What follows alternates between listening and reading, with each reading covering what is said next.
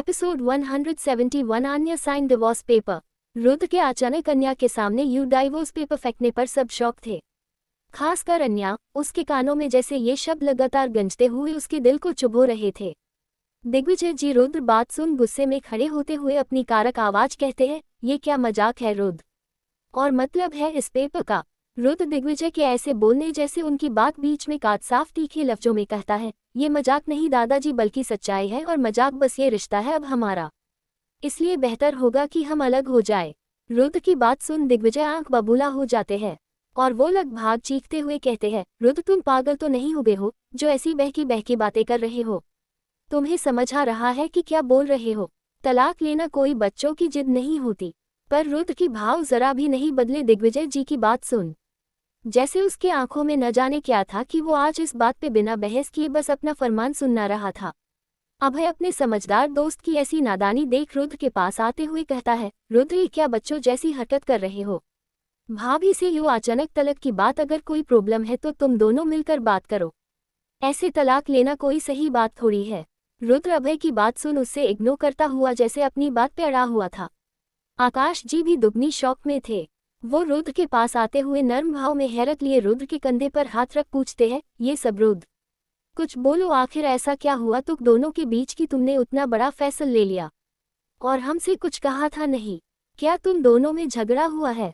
बोलो कुछ। रुद्र धीरे से उनका हाथ झटक एक कदम आगे बढ़ काफी सीरियस टोन में कहता है, डैड अब बोलने को कुछ नहीं बचा है, मैंने फैसला ले लिया है, मुझे तलाक चाहिए। रुद्र के दोबारा ऐलान से बाकी सब शॉक में उससे देख रहे थे, किसको कुछ समझ नहीं आ रहा था। दिग्विजय जी उसकी ऐसी जिद देख तो जैसे उनके बूढ़े जोड़ों में लड़खड़ाहट सी होने लगी। उन्हें जैसे ऐसा लग रहा हो कि इतने बरसों से संभाले सब कुछ जैसे अब बिखारने को था।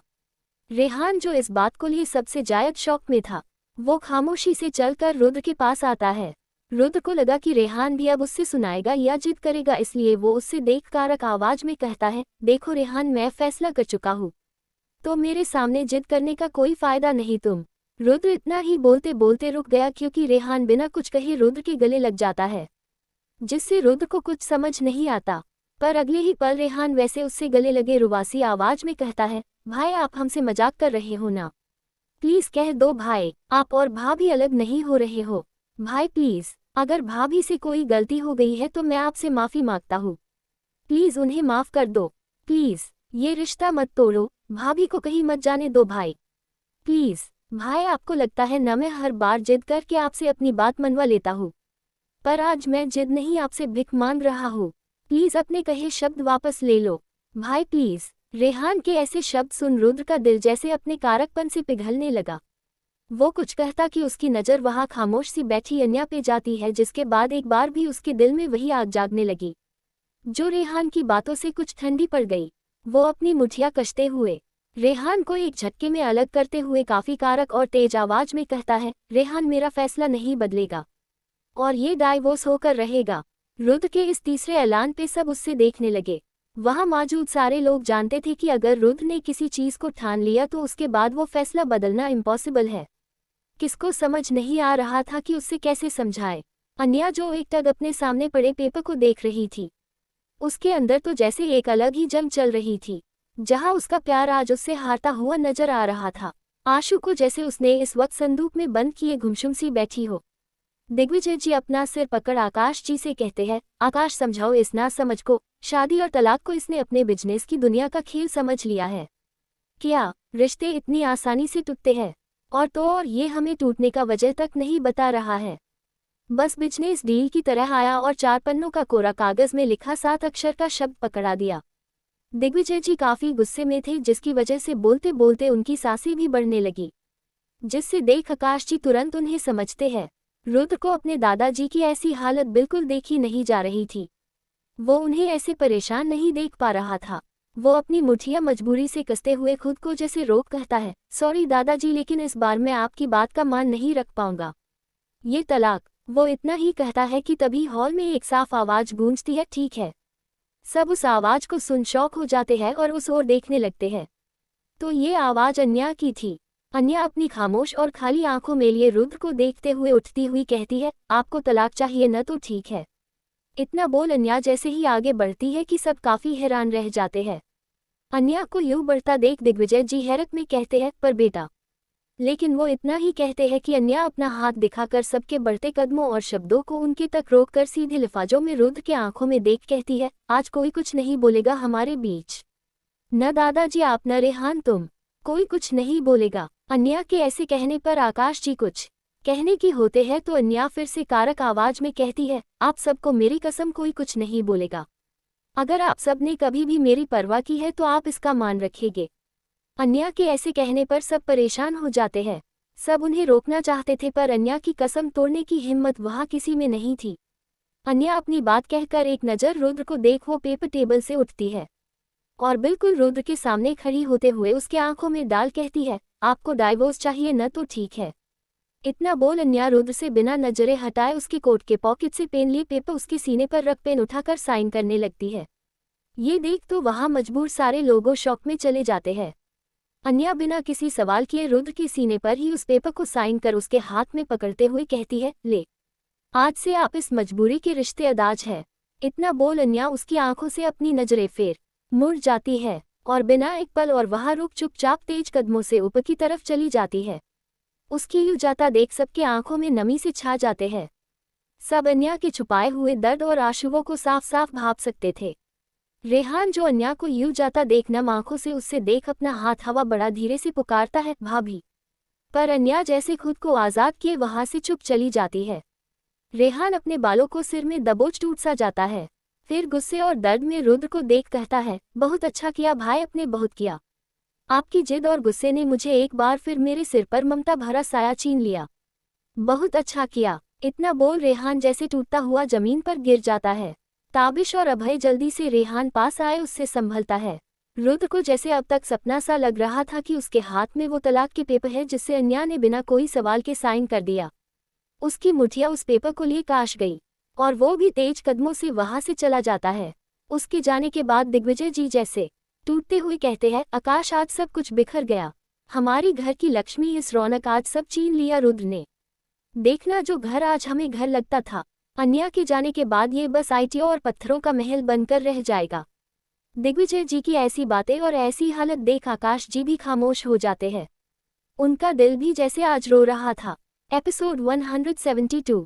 वही अन्या तेज कदमों से चलकर अपने कमरे में आती है और दरवाजा काश कर बंद कर उससे टिककर खड़ी हो जाती है, जैसे वो अपने सूद में न हो। अभी अभी जो उसने किया ये उसकी जिंदगी की ऐसी चीज जिसके बाद उसकी पहचान उसका अस्तित्व सब बदल गया। अन्या धीरे से सरकते हुए जमीन पर धम सी गिर जाती है और अचानक ही चीखते हुए कहती है, रुद्र। अन्या के आंसू जिससे न जाने कब से सिमटा हुआ था वो सैलाब बन उसके आंखों से बहने लगे थे। वो अपना सिर दरवाजे से टिकाते हुए रोते हुए कहती है, ये क्या किया आपने रुद्र? क्या किया? मुझे खुद से अलग कर दिया। आखिर क्यों? क्या मेरा अतीत आपके मोहब्बत के आगे इतना छोटा पड़ गया कि मुझे कुछ कहने कुछ समझने का आपने मौका नहीं दिया? क्योंकि आपने मेरे अतीत से तो मेरा कोई वास्ता ही नहीं, वास्ता था तो सिर्फ आपसे, अपने भी मुझे नहीं समझा। नहीं, ऐसा नहीं हो सकता। क्यों किया आपने ऐसा? इतना बोलते हुए वो अपने उन हाथों को देखती है जिसने अभी अभी पेपर साइन हुए थे। अन्या उन हाथों देखते ही जैसे उससे एक साथ दो अलग अलग पल याद आते हैं। पहले उनकी शादी का वक्त जब रुद्र ने जबरदस्ती उन्हें थामा था और आज उन्हीं हाथों से अन्या ने सब खत्म कर दिया। ये सब देख अन्या को नफरत होने लगी। वो जमीन पे इन हाथों को पटकते हुए रोते हुए कहती है, सब इसकी गलती है। कैसे ये मेरे रिश्ते को तोड़ने की वजह बन सकता है? मैं ऐसे कैसे कर सकती हूँ? जिस रिश्ते को हर पल निभाने का वादा किया आज उसके टूटने पर अन्या जैसे बिखेर सी रही थी। उससे ऐसा लग रहा था जैसे उसकी जिंदगी अब रूठ चुकी है। वो शायद अब रुद्र के बिना के बारे में कभी सोच सकती थी। आंसू लगातार बह रहे थे। काफी रोने चीखने खुद को दोष ठहराने के बाद अन्या वैसे ही जमीन पे बेसुध सी पड़ी होती है। फिर अचानक अपने पेट पर हाथ रख बेसुधी में कहती है, बेबी आपकी मम्मा आज हार गई। खुद से हार गई, पर आपको हारने नहीं देगी। इतना बोल वो ममता से अपनी निगाहें नीचे कर अपने पेट को सहलते हुए कहती है, एक आप ही तो हो आपके मम्मा के पास उसकी मोहब्बत की निशानी। इतना बोलते हुए अन्या जैसे खुद में निश्चय करते हुए जमीन से उठती है और अपने आंसू पोंछते हुए कहती है, और अभी आपके लिए यही बेहतर होगा कि आप अभी अपने डैडी से दूर रहे। उन्हें आपके बारे में कुछ पता न चले। अन्या जैसे ये बोलते हुए खुद के बच्चे के बारे सोचती है जिसकी हेल्थ अभी उसके लिए जायद इम्पोर्टेंट थी। वो चाहती तो रुद्र से सब कह सकती थी, अपने रिश्ते को एक आखिरी उम्मीद पे बचा सकती थी, लेकिन वो ऐसा करना नहीं चाहती थी। वो अपने अजन्मे बच्चे के बुनियाद पे अपना बिखरा हुआ रिश्ता तो बिल्कुल नहीं संभाल सकती थी, और न इस वक्त उसकी ऐसी कंडीशन थी। वो रुद्र की नफरत गुस्सा को झेल कर खुद को सही साबित करे, खुद के लिए लड़े। जिन आंखों में खुद के लिए बेइंतहा मोहब्बत देखी हो, वहां अपने लिए उसकी नफरत देख वो जी नहीं पाएगी। इसलिए अन्या ने सब कुछ छोड़ पहले अपने बच्चे को संभालना का सोचा, जो उसके लिए आसान नहीं था। वहीं दूसरी तरफ रुद्र का स्टडी रूम। रुद्र सोफे पे बेसुध सा बैठा बस एक टग अपने हाथों में पकड़े पेपर को देख रहा था, जहां अन्य के साइन थे। वो साइन रुद्र के दिल को सुइयों से जैसे चुभो रहे थे। वो उस पेपर को देखते हुए धीमी आवाज में कहता है, मैं हार गया वाइफी। आज रुद्र राय चौहान हार गया। मैं तुम्हारे सच्ची मोहब्बत के शायद लायक नहीं हूँ, तुम्हारे लायक नहीं हूँ। तुम्हारा मेरी जिंदगी से चले जाना ही बेहतर है। मैं आज हार गया। ये बोलते हुए रुद्र की आंखों से एक आंसू का कतार निकलकर उसके गालों पे लुढ़क आया। उससे बार बार कल रात अन्या की कही बातें से लेकर अब तक की सारी वाकया याद आ रही थी। फ्लैशबैक। कल रात अन्या की कही बातें जितनी साची थी उतनी ही रुद्र के अंदर के ज़मीर को झंझोड़ने के लिए काफ़ी थी। रुद्र बिना कुछ कहे वहां से निकल तो गया था, पर अन्य की बातें उससे लगातार झंझोड़ रही थी। जिसके बाद रुद्र उसकी जगह जहां अन्य उसका लव कन्फेशन हुआ था, वही रुद्र ने न जाने कितनी की शराब की बोतल खत्म कर डाली। फिर अन्य की फोटो देखते हुए लड़कते हुए जबान से कहता है, तुम ऐसी क्यों हो वाइफ? मुझे कुछ नहीं पता। तुमने मुझे ये बात क्यों छुपाई? मुझे कुछ कहा क्यों नहीं कहा? तुम मुझे धोखा नहीं दे सकती। तुम मेरी हो, तुम मेरी हो। यही सारी बातें रुद्र लगातार शराब के नशे में अन्या से सवाल किया। रुद्र के जेहन में बस अपने पहले प्यार में मिले धोखे के बोल थे, क्योंकि अलीशा ने भी तो रुद्र से प्यार के वादे में उससे किसी और ही बाहों में गिर के धोखा दिया था। रुद्र को वही लग रहा था कि अन्या ने भी उससे वैसा ही धोखा दिया था। पहले तो उससे दिव्यंका की बातों पे यकीन नहीं हुआ था। वो मान ही नहीं सकता था कि अन्या ऐसा कुछ कर सकती है, पर जब उसने ये बात खुद कॉन्फर्म की तो उससे भरोसा तक नहीं हुआ। और उस भरोसे को तब बिखारते हुए देखा जब उस रिपोर्ट्स में फादर के कॉलम में आयुष का नाम रुद्र ने देख, और अन्या को आयुष के साथ लास्ट देखे जाने के बाद वो जैसे खुद पे काबू नहीं रख पाया कि अन्या उससे अब भी धोखा दे रही है, और अन्या को हट कर दिया। रात भर इस दर्द में गुर जाने के बाद सुबह का वक्त रुद्र अपने सिर पकड़े जैसे उठता है तो एक के बाद एक उसके जेहन में कल रात किए हुए सारे बातें याद आने लगती है। रुद्र अब पहले से शांत था। वो अपना सिर पकड़ते हुए खुद पे झुंझलाहट लिए कहता है, ये मैंने क्या कर दिया? वाइफी पे शक उससे सवाल आखिर किस हक से कर दिया? नहीं नहीं नहीं वाइफी, तुम गलत नहीं हो, मैं जानता हुआ गलती सिर्फ मेरी है। मुझे तुम्हारी बात सुननी चाहिए। मुझे पता है तुम मुझे माफ़ नहीं करोगी, पर फिर भी मुझे तुमसे माफ़ी मांगनी है। इतना बोलते बोलते रुद्र को संभालते हुए हड़बड़ाहट में उठता है। उसके बाद आसपास अपना फ़ोन उठते हुए देखता है तो टेबल पर उससे अपना फ़ोन दिखाई देता है। वो जैसे ही फ़ोन उठने को होता है तो उसके पास में पड़े वही अन्या की मेडिकल रिपोर्ट्स देख रुद्र एक पल उससे देखता हुआ वही बैठ अपना सिर पकड़ लेता है और लगभग अपने बालों को नोचते हुए कहता है, सॉरी सॉरी वाइफी, सब मेरी गलती है। मैं तुम्हें तुम्हारे अतीत से बिल्कुल जज नहीं कर सकता। तुम अभी मेरी हो, सिर्फ मेरी। इससे जायद इस रुद्र राय चौहान को कुछ नहीं चाहिए। मैं तुमसे अपनी सारी गलतियों की माफ़ी मांग लूँगा। मैं तुम्हें सब बता दूंगा, मेरा अतीत, मेरा वर्तमान, सब कुछ। इतना बोल रुद्र हड़बड़ाते हुए जैसे ही अपना फ़ोन उठता है उसमें से जियान की कॉल देख वो पहले तो उससे काटता हुआ अन्या का नंबर डायल करने की ट्राई करता है, लेकिन बार बार जियान के आने पर रुद्र झुलझुलाहट में फ़ोन उठते हुए गुस्से में कहता है, जियान, अगर बात उतनी ज़रूरी नहीं हुई तो अपनी जान मेरे सामने रखने के लिए तैयार रखना। रुद्र की वार्निंग पे जियान एक पल जम जाता है, लेकिन अगले ही पल काफ़ी गंभीर स्वर में कहता है, सर मैम आज सुबह जल्दी जल्दी में हॉस्पिटल के लिए निकली है। उसके चेहरे पर काफ़ी चिंता के भाव थे। ये सुन रुद्र शॉक में कहता है, क्या? पर क्यों? सब ठीक है। जियान कुछ सोचते हुए कहता है, यस सर, सब ठीक है, पर शायद मैम को देख लग रहा था वो ठीक नहीं है। ये सुन रुद्र सुनसा पड़ जाता है और चिंता की लकीरें उसके चेहरे पर झलने लगती है। उसके जेहन में कल रात की बातें याद आने लगती है जहां अन्या से उसने गुस्से में काफ़ी रूडली पेश आया था। कहीं रात की वजह से अन्या को हर्ट हुआ हो या कोई और बात जिसका उससे पता चला हो। ये सब सोच रुद्र चिंता में आ जाता है अन्य के लिए। और जल्दी से जियान को कुछ इंस्ट्रक्शन देते हुए वहां से अपना कोट उठाए चला जाता है। रुद्र शहर से काफी दूर था, इसलिए उससे वक्त काफी लग रहा था, लेकिन इस बीते वक्त में उससे अन्या की चिंता और खुद पे गुस्सा बढ़ते ही जा रहा था।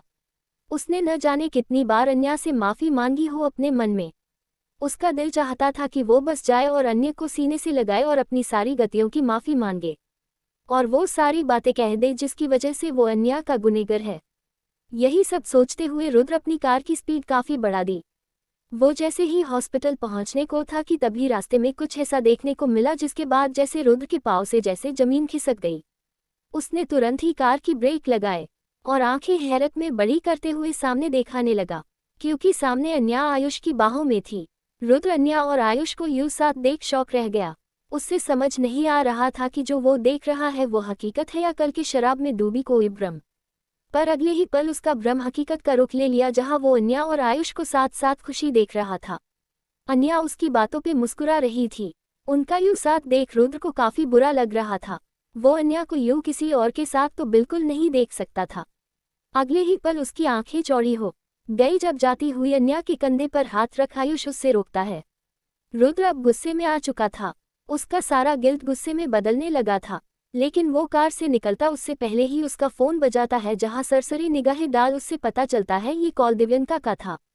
दिव्यंका का नाम आते ही रुद्र के बढ़ते अन्या की तरफ कदम थम जाते हैं।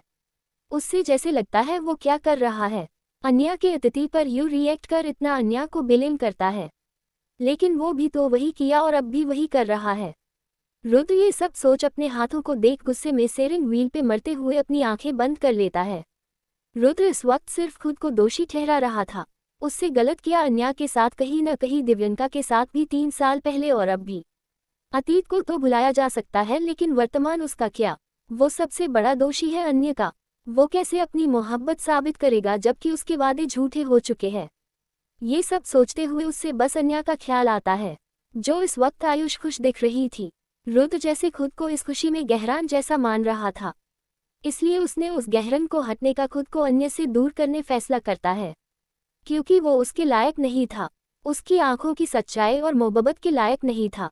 और रही बात दिव्यंका की, तो वो अपनी जिम्मेदारी से पीछे नहीं हट सकता था, क्योंकि ये उसके माँ के दिए आखिरी संस्कार थे।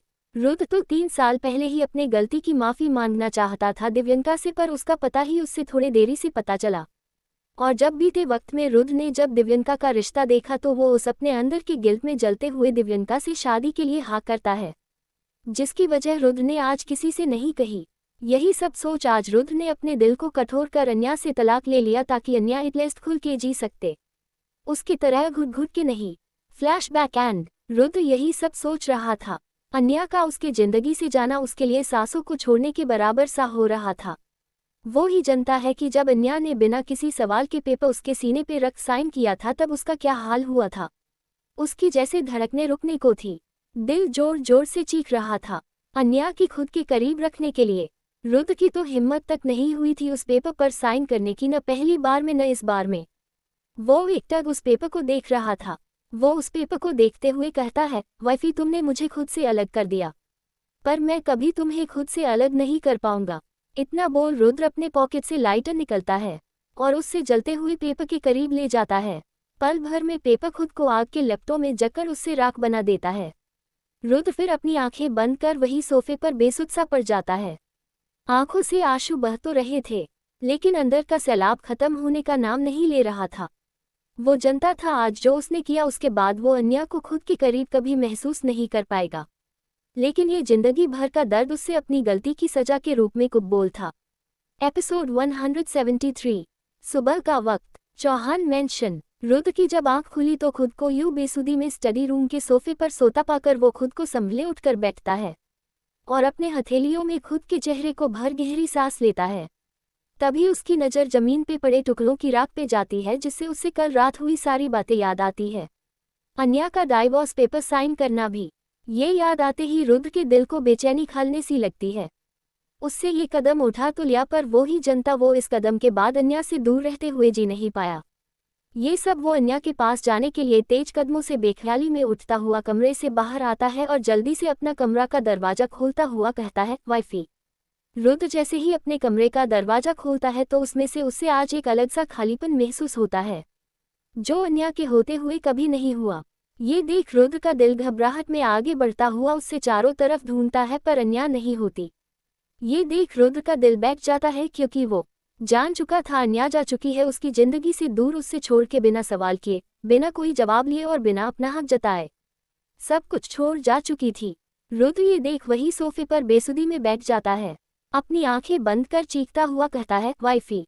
2 महीनों के बाद अन्या के पेरेंट्स का घर। सारिका जी अपने हाथों में चाय की कप लिए किचन से निकलते हुए केवेंद्र जी से शिकायती लहजे में कहती है, देख रहे हैं जी, सुबह के 8 बज चुके हैं पर आपकी लाडली अब तक सो रही है। ऐसे भी कोई करता है भला, न जाने ससुराल में वो कैसे उठा करती थी। सारिका जी बोलते बोलते चुप सी हो गई, क्योंकि उनके आखिर शब्द अन्या के बिखरे संसार की जो उससे याद दिलाते हुए उससे उदासी में ले जाया करता थे। अन्या जब 2 महीने पहले अपने घर वापस आई तो उन्हें पहले तो काफी हैरानी हुई, लेकिन जब अन्या ने वजह बताया तो उन्हें गुस्सा भी आया और अपनी बेटी ले उजड़े संसार के लिए बुरा भी लगा। लेकिन जब अन्या ने अपनी प्रेगनेंसी के बारे में बताया तो दोनों बहुत खुश हुए। लेकिन सारिका जी थोड़ी चिंता में आ गई अपने बेटी की भविष्य को लेकर, पर केवेंद्र जी ने अपनी बेटी का साथ देते हुए उससे संभाला और सारिका को हौसला रखने को कहा, और साथ भगवान पे भरोसा भी। वो लोग उसके बाद अन्या से अभी इस बारे में कोई जिक्र नहीं किया करते थे, ताकि वो उस अपने बीते हुए संसार को याद न करे और खुश रहे। पर अभी अभी सारिका जी के जिक्र ऐसे करने पे केवेंद्र जी उन्हें निराशा भरी निगाहों से देखते हैं तो सारिका जी कुछ कहती उससे पहले ही उनके कानों में अन्या की चहकने वाली आवाज पड़ती है, अरे माँ, वहाँ आपके हाथ की ये गर्मा गर्म चाय के साथ ये सुबह सुबह के मीठे ताने नहीं होते थे न, इसलिए खुद उठा जाती थी जल्दी। इतना बोलते हुए अन्या अपने कमरे से निकलकर उनके पास आती है और सारिका जी के हाथ से चाय का कप लेते हुए उसका घुट लेते हुए केवेंद्र जी के बगल में बैठ तारीफ करते हुए कहती है, वाह माँ, सच में आपकी हाथ की सुबह की चाय में जानत है। इतना बोल अन्या खुशी उसके घुट लेते हैं तो सारिका जी और केवेंद्र जी मुस्कुरा देते हैं। केवेंद्र जी अन्या के सिर पर हाथ फेर बड़े लाड से पूछते हैं, बेटा आप ठीक है? अन्या चाय की चुस्की लेते हुए सवालिया निगाहों में कहती है, मुझे क्या होना पापा, तो बिल्कुल फर्स्ट क्लास हूँ। फिर सारिका जी की तरफ चोर निगाहों से देख केवेंद्र जी के करीब हुए धीरे से मुंह बनाकर कहती है, हाँ, अगर माँ के हाथ का सुबह नाश्ते में वो अजवाइन के पराठे होगी तब कुछ ठीक नहीं हो सकता है। केवेंद्र अन्या की बात सुन मुस्कुराते हुए धीरे से कहते हैं, इस ठीक में तो हम भी आपकी मदद नहीं कर सकते बेटा। दोनों बाप बेटी को यूं खुशपुशाते देख सारिका जी आंखें चढ़ते हुए कहती है, ये क्या कंफूसी हो रही है बाप बेटी के बीच? केवेंद्र जी सारिका जी की बात सुन हड़बड़ते हुए कहते हैं, अरे कुछ नहीं भगवान, हम तो बस अन्या को समझ रहे थे कि अपनी माँ की बात मानी चाहिए, सुबह जल्दी उठना चाहिए। तभी अन्या हंसते हुए कहती है, क्या पापा, आपने ऐसा मुझसे कब कहा? फिर सारिका जी को देख कहती है, माँ, पापा तो कह रहे थे उन्हें आपके हाथ के अजवाइन के पराठे नहीं पसंद। ये सुन सारिका जी आंखें छोटी कर केवेंद्र जी को घूरती हुए कहती है, क्या कहा आपने? आपको हमारे हाथ के पराठे पसंद नहीं? केवेंद्र जी खुद पर बिजली बरसते हुए देख तुरंत कहते हैं, अरे नहीं भाग्यवान, हमने ऐसा कब कहा? हम तो कह रहे थे आप जो भी बनती है वो सबसे जायद स्वादिष्ट होता है। सारिका जी मुंह बनते हुए कहती है, अच्छा ऐसी बात है तो ठीक है, आज मैं अजवाइन के पराठे बनाऊंगी और आपको वो सारे खाने होंगे। ये सुन केवेंद्र जी का मुंह ही लटक जाता है। अन्या जो इस वक्त सिचुएशन के मजे लेते हुए मुंह दबाए हंस रही थी, वो केवेंद्र की हालत देख अपनी जगह से उठती है और सारिका जी को हक करते हुए प्यार से कहती है, अरे माँ, क्या आप हमारे मजाक को दिल पे लिए बैठ जाती हो? आप जो भी बनती वो सबसे जायद स्वादिष्ट होता है। पर मैं क्या सोच रही थी, आज का नाश्ता आप रहने दो, मैं और पापा मिलकर बना लेंगे, आप बस आराम करो। इतना बोल अन्या अपनी माँ से छुप केवेंद्र जी को एक आंख विंक कर इशारा करती है तो केवेंद्र जी मुस्कुरा देते हैं। दोनों बाप बेटी की मिली भगत सारिका जी अच्छे से समझ रही थी। वो अन्या का कान पकड़ उससे कहती है, अच्छा मैं आराम करूं, ताकि आप दोनों बाप बेटी मिलकर चंदू हवाई के यहाँ से नाश्ता मांगवा सके। मुझे सब पता है आप दोनों बाप बेटी के कारनामे, शाम के वॉक के बहने, वो जो नुकप्पे गोलगप्पे और चाट की पार्टियां होती है, वो सब पता है मुझे। सारिका जी की बात सुन केवेंद्र जी और अन्या इधर उधर देखने लगते हैं क्योंकि उनकी चोरी जो पकड़ी गई। सारिका जी अन्या का कान मारोती है तो अन्या अपना कान पकड़ कहती है, आह माँ, दर्द हो रहा है, छोड़ो ना। सारिका जी अन्या का कान छोड़ केवेंद्र जी से गुस्से में उंगली दिखते हुए कहती है, और आप इससे रोकने की जगह इसका साथ देते हैं। आपको पता है ना, डॉक्टर ने इसे अपना ख्याल रखने को बोला है, तब भी अपने पापा को यूं डांट पड़ता देख अन्या वापस सोफे पर बैठ अपने पेट पर हाथ फिरते हुए मासूम निगाहों से कहती है, पर माँ इसमें मेरी और पापा की कोई गलती नहीं, सब गलती आपके नवासे की है। यही जिद कर रहा था गोलगप्पे खाने की। सारिका अन्या की बात सुन उससे घूरती है तो अन्या चुपचाप निगाहें नीचे कर लेती है। सारिका जी दोनों बाप बेटी की निगाहें नीचे देख कहती है, मुझे सब पता है कौन किस चीज की जिद कर रहा था, इसलिए आज के बाद आप दोनों का ये सब चटपटा खाना बंद। दोनों आज्ञाकारी बच्चों की तरह हाँ में सिर हिलाते हैं। तो सारिका उन्हें ऐसे देख हल्का मुस्कुरा देती है, पर उन्हें जाहिर न करते हुए कहती है, नाश्ते के लिए आ जाए, गाजर का हवाल बनिया है। इतना बोल सारिका जी किचन में चली जाती है। तो गाजर का हवाला का नाम सुन अन्य के चेहरे पर एक स्माइल आ जाती है और साथ ही अपने माँ के जाते ही एक आह भरते हुए कहती है, शायद बच गए आज दोनों। केवेंद्र जी भी उस ओर देख कहते हैं, हाँ। इतना बोल वो दोनों एक दूसरे को एक हंस देते हैं। फिर केवेंद्र जी अन्या के सिर पर हाथ फेर कहते हैं, वैसे बेटा आपकी माँ कह तो सही रही थी, आपको इस वक्त अन्या ख्याल रखना होगा, जायद से जायद और हेल्थ खाना होगा। अन्या जिसकी नज़र टेबल पर रखे चिप्स के पैकेट पर पड़ते ही वो उससे खाने लगी। वो केवेंद्र जी की बात सुन मुंह सिकोड़ कहती है, ओह पापा मैं तो हेल्थ ही खनती ही हूँ, ये तो बस आपके नवासे की गलती है। आपको पता है इसके मूड स्विंग तो बदले वक्त से भी ज्यादा बढ़ते हैं, एक पल में कुछ अच्छा लगता है तो अगले पल में कुछ। और सबसे बड़ी बात, अगर किसी चीज की जिद ठान ले तो वो अभी के अभी चाहिए, जब तक न मिले न खुद चैन से रहता है न मुझे रहने देता। मैं तो परेशान हो गई। अन्या के बचकानी बातों को सुन केवेंद्र जी मुस्कुरा देते हैं। तभी बाहर से कुल्फी वाले जी जाती हुई आवाज पड़ती है, जिससे सुन अन्या एक्साइटेडली केवेंद्र जी को देखती है तो केवेंद्र जी माना करते हुए कहते हैं, नहीं बेटा अभी नहीं, आपकी माँ को पता चला ना तो हम दोनों को घर से निकल देगी और 100 ताने सुनाएगी वो अलग। अभी अभी जो ट्रेलर दिया वो कब पूरी पिक्चर में बदल जाएगी उसकी कोई गारंटी नहीं है। अन्या ये सुन काफी क्यूट बने अपने पापा से जिद करते हुए कहती है, पापा बस एक, बहुत मन है प्लीज। अन्या की ये मासूम शकल देख केवेंद्र जी कुछ कह नहीं पाते और अपनी लाडली की जिद के अगले उन्हें हारना पड़ता है और उसके लिए कुल्फी लाने जाना पड़ता है। अन्या ये देख काफी जायद खुश हो जाती है और दोनों बाप बेटी चोरी छुपे घर के बाहर ही अपनी कुल्फी एंजॉय करते हैं। सारिका जी ने उन्हें खिड़की से देख लिए था और अन्या को यूं छोटे बच्चों की तरह खुशी से कुल्फी खाते देख मुस्कुरा रही थी। अन्या की हंसी खुशी को देख वो मन में भगवान से प्रार्थना करते हुए कहती है, भगवान मेरे बच्ची की जिंदगी में ये खुशी बाएं रखना, उसके चेहरे की रौनक खोने मत देना। काफी कुछ सहा है मेरी बच्ची ने, उससे अब और परीक्षा मत लेना। मेरी बच्ची की जिंदगी की खुशी लौटा दो भगवान, एक माँ की विनती है आपसे। सारिका जी भगवान से प्रार्थना करते अन्या को देख अपनी आंखों में आंसुओं लिए मुस्कुरा देती है। वही अन्या अपनी कुल्फी एंजॉय कर घर आती है, चुपचाप केवेंद्र जी के साथ नाश्ता करने लगती है। बीच बीच में हंसी ठिठोली तो होने उनके बीच आम सा था। सब अपना नाश्ता कर लेता है। सारिका जी अन्या को उसकी दावत देती है कि तभी अन्या का फोन बजाता है, जिस पे आया नंबर देख अन्या को आचार्य से उचक कर अपना फोन उठती है और उधर की बात सुन अन्या की आचार्य जैसे शॉक में बदल जाता है। वो कुछ तेज आवाज में कहती है, व्हाट। एपिसोड 174। अन्या अपने कमरे में जल्दी जल्दी कहीं निकलने के लिए अपना जरूरी सामान पैक कर रही थी। तभी उसकी माँ उसकी मदद करते हुए फिक्र से कहती है, बेटा आपका जाना सही होगा, मेरा मतलब है अब आपका रिश्ता। सारिका जी बोलते बोलते चुप सी हो गई। अपनी माँ की परेशानी और बातों में हिचकिचाहट को भाप अन्या अपना सामना साइड रखते हुए अपनी माँ का हाथ थम कहती है, माँ रिश्ता अगर कागजों में बुनियाद पे बांधते और टूटते थे तो शायद रिश्तों का वजूद न रहता, और वैसे भी एक से रिश्ता टूटने पे बाकी दिलों के रिश्ते तो नहीं झुटलाया जा सकते हैं ना। इतना बोल अन्या के दिमाग में फिर से पुरानी बातें चलती है, जिससे भटकने के लिए वो अपना सिर झटक वापस सामान पैक करने में लग जाती है। सारिका जी अन्या की बात सुन और समझ कहती है, वैसे बेटा क्या बात हुई आपकी। अन्या अपना सामना पैक कर बैग बंद करते हुए जल्दबाजी में कहती है, पता नहीं माँ, अभी कुछ ठीक से पता नहीं चला है, बस एक नौकर का फोन आया था कि दादाजी को इमरजेंसी में हॉस्पिटल में सर्व किया गया और उनके पास कोई नहीं, इसलिए मुझे अभी के अभी निकालन पड़ रहा है। सारिका जी अन्या की बात सुन फिक्र और मायूसी में कहती है, पर बेटा आपका इस हालत में अकेले जाना मुझे कुछ ठीक नहीं लग रहा है, मैं और आपके पापा भी आपके साथ चल पाते अगर डॉक्टर ने आपके पापा को ट्रैवल करने के लिए मना नहीं किया होता। अब तुम अकेले सब इस हालत में। सारिका जी को इतनी फिक्र करते देख अन्या जल्दी से उनके हाथों को पकड़ भरोसे से कहती है, माँ रिलैक्स, मैं बिल्कुल ठीक हूँ, और अभी ऐसी सिचुएशन नहीं हुई है कि मैं अकेले ट्रैवल नहीं कर पाऊँ।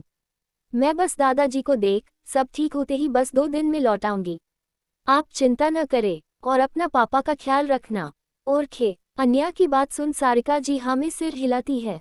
अन्या ये देख जल्दी से अपना सामना और पर्स चेक करते हुए अपने फ़ोन में टिक चेक करते हुए निकल जाती है।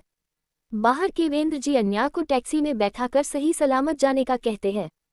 पीछे खड़ी सारिका जी को अपनी बेटी की काफ़ी चिंता हो रही थी, जो दूसरों के लिए अपने दर्द को एक पल में भुलाए उनकी मदद के लिए तैयार रहती है।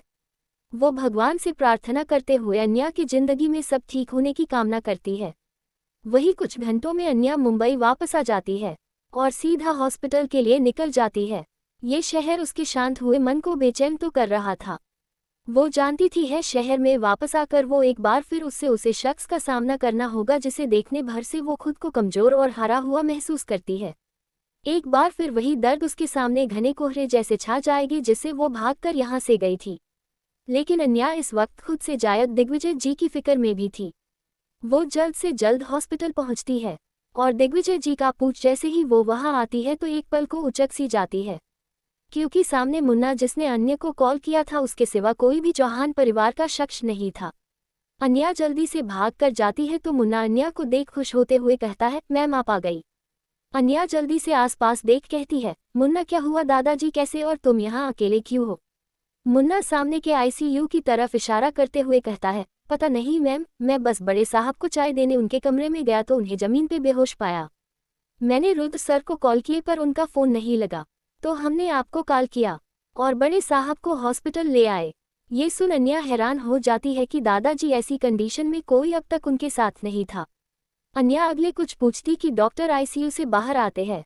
अन्या डॉक्टर के पास जाते हुए परेशानी में पूछती है डॉक्टर दादाजी की तबीयत कैसी है अब, कोई परेशानी या सीरियस बात तो नहीं। डॉक्टर जो अन्या को और चौहान परिवार को अच्छे से जानते थे क्योंकि वो दिग्विजय जी के फैमिली डॉक्टर थे, वो अन्या को देख कुछ आचार्य से कहते हैं मिसेज चौहान कहाँ थी आप और आपका कोई भी परिवार का सदस्य यहाँ पेशेंट के साथ मौजूद तक नहीं था।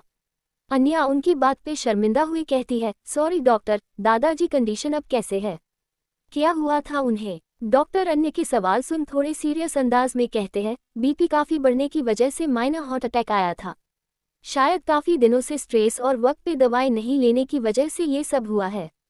आपको इनका खास ख्याल रखना होगा। फिलहाल तो सब नॉर्मल है और सिचुएशन कंट्रोल में है, लेकिन आगे अगर ऐसा दोबारा हुआ तो शायद इनकी जान पे भी बन सकता है। डॉक्टर की बात सुन अन्या के होश उड़ गए। वो फिक्र से कहती है डॉक्टर अभी कोई ऐसी बात तो नहीं है न, सब ठीक है। डॉक्टर हमें सिर हिलाते हुए कहते हैं हाँ फिलहाल सब ठीक है, बस आज ऑब्जर्वेशन में रखना होगा ताकि हम अच्छे से इनकी कंडीशन मॉनिटर कर सके, बाकी हम कल फाइनल कुछ बता सकते हैं। अन्या डॉक्टर की बात सुन हमें सिर हिलाती है तो डॉक्टर वहां से चले जाते हैं। अन्या दिग्विजय जी बिगड़ती हालत का सुन परेशान सी बेंच पे बैठ जाती है तो मुन्ना अन्या की हालत देख जल्दी से पानी का ग्लास लाता हुआ उससे देता है। अन्या ग्लास लिए उससे थैंक यू बोलती है तो मुन्ना उदास स्वर में अन्या को देख कहता है मैम आपके जाने के बाद अब वो घर नहीं रहा, क्योंकि वहाँ के रहने वाले लोगों का एक दूसरे से जैसे नाता ही टूट गया हो। ये सुन अन्या उचकते हुए पूछती है क्या मतलब, और तुमने छोटे साहब को फ़ोन किया था दादाजी के बारे में बताने के लिए। मुन्ना जल्दी में हाँ में सिर हिलाते हुए कहता है हाँ मैम मैंने किया था पर उनका फ़ोन नहीं लग रहा है, और रेहान सर का भी फ़ोन नहीं लगा। अभय सर और शौर्य सर तो काफ़ी दिनों से घर ही नहीं आए, वापस सुनना है अभय सर अब होटल में ही रहते हैं, पर उनका भी फ़ोन नहीं लगा। अन्या ये सब सुन सोच में पड़ जाती है, फिर कुछ सोचते हुए एक नंबर डायल करते हुए वहाँ से उठकर कॉरिडोर में जाती है और कुछ देर बात करते हुए वापस आती है तो नज़ उससे बताती है कि दिग्विजय जी को होश आ चुका है। ये सुन अन्या जल्दी से उनके कमरे में जाती है तो दिग्विजय जी का वो रोबरदार चेहरे को यूं बेजान मशीनों के बीच देख अन्या को बिल्कुल अच्छा नहीं लगा था। वो आगे बढ़ अपने आंखों में नमी लिए दिग्विजय जी के बेड पे पास खड़ी कहती है दादाजी। अन्या की आवाज़ सुन दिग्विजय जी जल्दी से अपनी आंखें खोल हैरत में अन्या को देखते हैं और अगले ही पल उनकी आंखों में खुशी और गम के मिले जुले नमी से अन्या को देखते हैं और अपना हाथ बढ़ाते हैं तो अन्या उस हाथ को थम कहती है ये क्या हाल बना लिया आपने दादाजी, आप अपना ख्याल बिल्कुल भी नहीं रखते, ऐसे कैसे चलेगा। महीनों के बाद वो अन्य की बात सुन दिग्विजय जी छोटी सी मुस्कान में कहते हैं गलती आपकी ही है, हमारी आदत बिगाड़ कर यूं सब छोड़ चली गई तो ये तो होना ही था। अन्या उनकी बात सुन एक नज़र उन्हें मुंह बनाए घूरती है तो दिग्विजय जी अपने आंखों में खालीपन लिए अपनी निगाहें ऊपर कर शून्य में देखते हुए कहते हैं, और वैसे भी जिस आश के लिए हम जी रहे थे वो चिराग तो अब हमेशा लिए मिट चुका है। अन्या उसकी बात सुन जानती थी कि दादाजी किस बात की जी कर रहे थे। वो उनकी आंखों से बच अपने पेट कर हाथ रख मन में कहती है, नहीं दादाजी, कैसे बताऊं आपको सबको कि वो आशाओं ने मेरे अंदर जन्म ले लिया है। एपिसोड 175। दिग्विजय की निराशाओं भरी बातें और यूं मायूसी देख अन्या का दिल एक पल करता है कि वो उन्हें बाकी सबको ये नन्ही सी उम्मीद के बारे में बता दे, लेकिन कुछ सोच वो वापस से अपने होठों को सील दिग्विजय जी को बहलाते हुए कहती है, क्या दादाजी आप ये बीती बातों को लिए बैठे हैं? अभी आपको सिर्फ अपने ठीक होने पे फोकस करना और अपना ख्याल रखना है। दिग्विजय जी अन्या की बात सुन उससे देख खुशी से कहते हैं, अब आप आ गई है बेटा, तो आपकी बात सुन हम क्या हमारी तबीयत भी सुधार जाएगी। अन्या उनकी बात सुन बस मुस्कुरा देती है। तभी नर्स ट्रे में दिग्विजय जी के लिए सूप लिए आती है तो अन्या खुद आगे बढ़ उसके हाथों से लेते हुए खुद पीने का कहकर उसे भेज देती है। सूप पीते पीते दिग्विजय जी और अन्य काफी खुशी बातें करते हैं, जिससे दिग्विजय जी का भरी मन कुछ शांत हो जाता है। पर रह रहकर उन्हें अन्या को देख काफी बुरा लगता है। उन्हें समझ नहीं आता कि वो क्या करे जो उनके घर की खुशियां दोबारा उनके दहलीज पे आ जाए, क्योंकि रुद्र अब उनकी सुन तक नहीं रहा था। अन्या सूप पिलाने के बाद दिग्विजय जिनको दावा के कारण नींद आ गई। अन्या वार्ड से बाहर आते एक ठंडी आह भरती है। वो आसपास नजरें घूमती है तो अब तक चौहान परिवार का वहां कोई मौजूद नहीं था। अन्या को ये तो खबर हो गई थी कि रेहान और रुद्र दोनों बिजनेस ट्रिप पे है, पर आकाश जी कोई खबर नहीं मिली तो वो है कहाँ। ये सारे सवाल अन्या को रह रह खाल रहे थे, पर वो इस वक्त अपने सवालों का जवाब जाने से बेहतर अपने मन को शांत रख दिग्विजय जी और अपने होने वाले बच्चे की केयर करना ज़्यादा इम्पोर्टेंट समझती है। दूसरे दिन ही दिग्विजय जी तबीयत में जल्दी सुधार होते देख डॉक्टर ने उन्हें घर जाने की परमिशन दे दी। अन्या चौहान मेंशन का जाने का सुन बेचैन सी हो गई, क्योंकि वो जानती थी उसका दिल वहां जानते ही कमजोर पड़ने से लगेगा। पर दिग्विजय जी हालत अभी ऐसी नहीं थी कि उन्हें नौकरों के भरोसे छोड़ सके, इसलिए उससे मजबूरन उनके साथ आना होता है। अन्या दिग्विजय जी को कमरे में आराम करने का बोल उनके लिए किचन में खाने का देखने आती है तो उसकी सासा ही नजरें उस बेजान पड़ चुके घर पे पड़ती है, जिससे उसके आंखों में नमी सी छा जाती है। वहां बीती यादें सच में अन्या के लिए खुशी और दुख दोनों का एक अलग ही मंजर था। पर इन सब के बावजूद अन्या खुद को मजबूत बनाकर बस अपने काम में लगी रहती है। अन्या को वापस देख वहां के नौकर स्टाफ सब काफी थे। मुन्ना अन्या को फ्रूट की प्लेट पकड़ते हुए खुशी से कहता है, मैम आपको वापस देख हम सब बता नहीं सकते कितने खुश है। आपके जाने के बाद तो यहाँ कुछ भी अच्छा नहीं लगता था, सब जैसे मशीन से बन गए थे। अन्या मुन्ना की बात सुन उसके तरफ देख कुछ सोचते हुए कहती है, मुन्ना डैड कहाँ है? वो दिखाई नहीं दिए। दादाजी तबीयत के बारे में पता है उन्हें, वो मिलने तक नहीं आए अभी तक। कहीं गए हैं? आकाश जी के बारे में सुन मुन्ना कुछ खामोश सा हो गया। अन्या उसकी खामोशी देख कंफ्यूज सी कहती है, क्या बात है मुन्ना? डैड कहाँ है? मुन्ना अपना सिर झुकाए संकोच से कहता है, मैम वो आकाश सर ने आपके जाने के दूसरे दिन ही घर छोड़ दिया। अन्या ये सुन आचार्य से कहती है, क्या? पर क्यों? मुन्ना अन्या की तरफ देख कहता है, वजह का पता नहीं मैम, पर आपके जाने के बाद उनकी रुद्र सर से बहुत बड़ी वाली बहस हो गई और वो गुस्से में घर छोड़कर चले गए। रेहान सर और दादाजी ने काफी रोकने की कोशिश की। रेहान सर ने तो काफी रोए गिड़गिड़ाए पर वो नहीं रुके।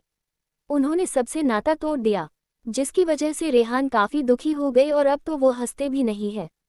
बस रुद्र सर की तरह काम काम काम सिर्फ काम। इसलिए भी दादाजी अब घर में अकेले से पड़ गए और खामोश से हो गए। फिर डाइनिंग टेबल की तरफ इशारा कर कहता है, वो डाइनिंग टेबल देख रही है मैम, जहां आपके होने वक्त सब कितनी हंसी खुशी साथ खाना खाया करते थे, पर आपके जाने के बाद वो एरिया भी खामोश हो गया, क्योंकि अब वहां कोई नहीं बैठता। हाँ, कभी कभी दादाजी वहां अकेले बैठ घंटों अपने आसपास के चेयर को देखते थे, पर उनसे भी वहां बैठ कभी खाना हलक के नीचे नहीं उतारा। मैम आपके जाने के बाद सब बदल गया और साथ खामोश भी हो गया। इतना बोलते बोलते मुन्ना की आंखें भर आई थी।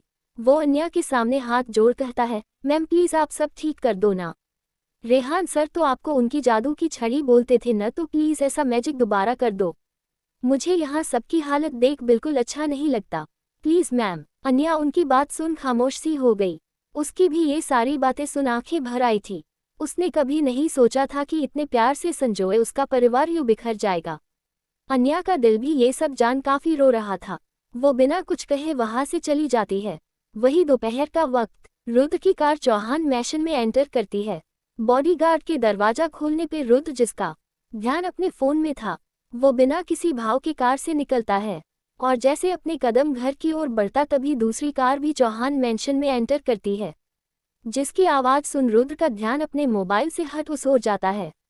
दूसरी कार से रेहान आंखों में मायूसी और चेहरे पर उदासी के भाव लिए निकलता है। रेहान को देख कोई भी बता सकता था ये वो रेहान नहीं है जो पहले हुआ करता था। उसकी हालत एक बेजान मशीन जैसी हो गई थी, चेहरे पर कोई रौनक नहीं और न ही खुद के ऊपर कोई ध्यान। रेहान ने तो सेव तक नहीं किया, वो वैसे ही अपने कदम घर की तरफ बढ़ा देता है। रुद्र जो उसे ही देख रहा था, पर रेहान के लिए जैसे रुद्र एक सिर्फ ना हो वहाँ, वो उससे इग्नोर कर चुपचाप उसके साइड से निकल आगे बढ़ता है। ये देख रुद्र का दिल काफी कचोट जाता है। वो रेहान को आवाज लगता है, रेहान। रुद्र की आवाज सुन रेहान के कदम तो रुक जाते हैं, पर वो अब भी पलटकर उसकी तरफ एक बार भी नहीं देखता। ये देख रुद्र खुद उसके पास आता, उसके कंधे पर हाथ फिकर से कहता है, तुम्हारा ट्रिप कैसा रहा? रुद्र का सवाल सुन रेहान सामने देखते काफी सीरियस और बिना भाव के कहता है, उसकी रिपोर्ट्स आपको कल तक मिल जाएगा भाई, क्लाइंट और जरूरी इन्फो के साथ। रेहान का इतना रूखा बिहेव देख रुद्र के अंदर तक कचोट जाता है। वो अपने हंसते खेलते हंसी मजाक करते रेहान को मिस कर रहा था। वो रेहान जो उसके पास आकर कभी शिकायत तो कभी अलहरपान किया करता था। रुद्र रेहान की ऐसी हालत देख नहीं पा रहा था। वो नहीं चाहता था कि रेहान इस सब में खुद को खो दे।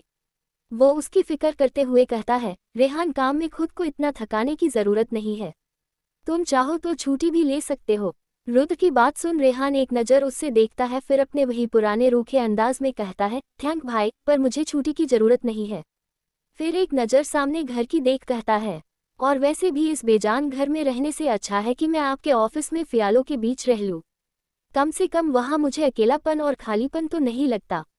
इतना बोल रेहान जैसे ही जाने को लगता है कि तभी मुन्ना उनके पास आता हुआ कहता है, सर आप दोनों आ गए। मैंने कितने फ़ोन किया पर आप दोनों का फ़ोन नहीं लगा। दादाजी को माइनर हार्ट अटैक आया था। ये सुन रुद्र और रेहान दोनों के होश उड़ गए। रेहान घबराते हुए जल्दी से कहता है, क्या, कब और कैसे, कहाँ है वो, कौन से हॉस्पिटल में, कैसे है दादाजी? रेहान के ऐसे लगातार सवाल सुन मुन्ना कुछ आगे कह नहीं पाया। ये देख रुद्र रेहान के कंधे पर हाथ रख उससे संभालते हुए कहता है, रेहान रिलैक्स, उससे कुछ कहने तो दो।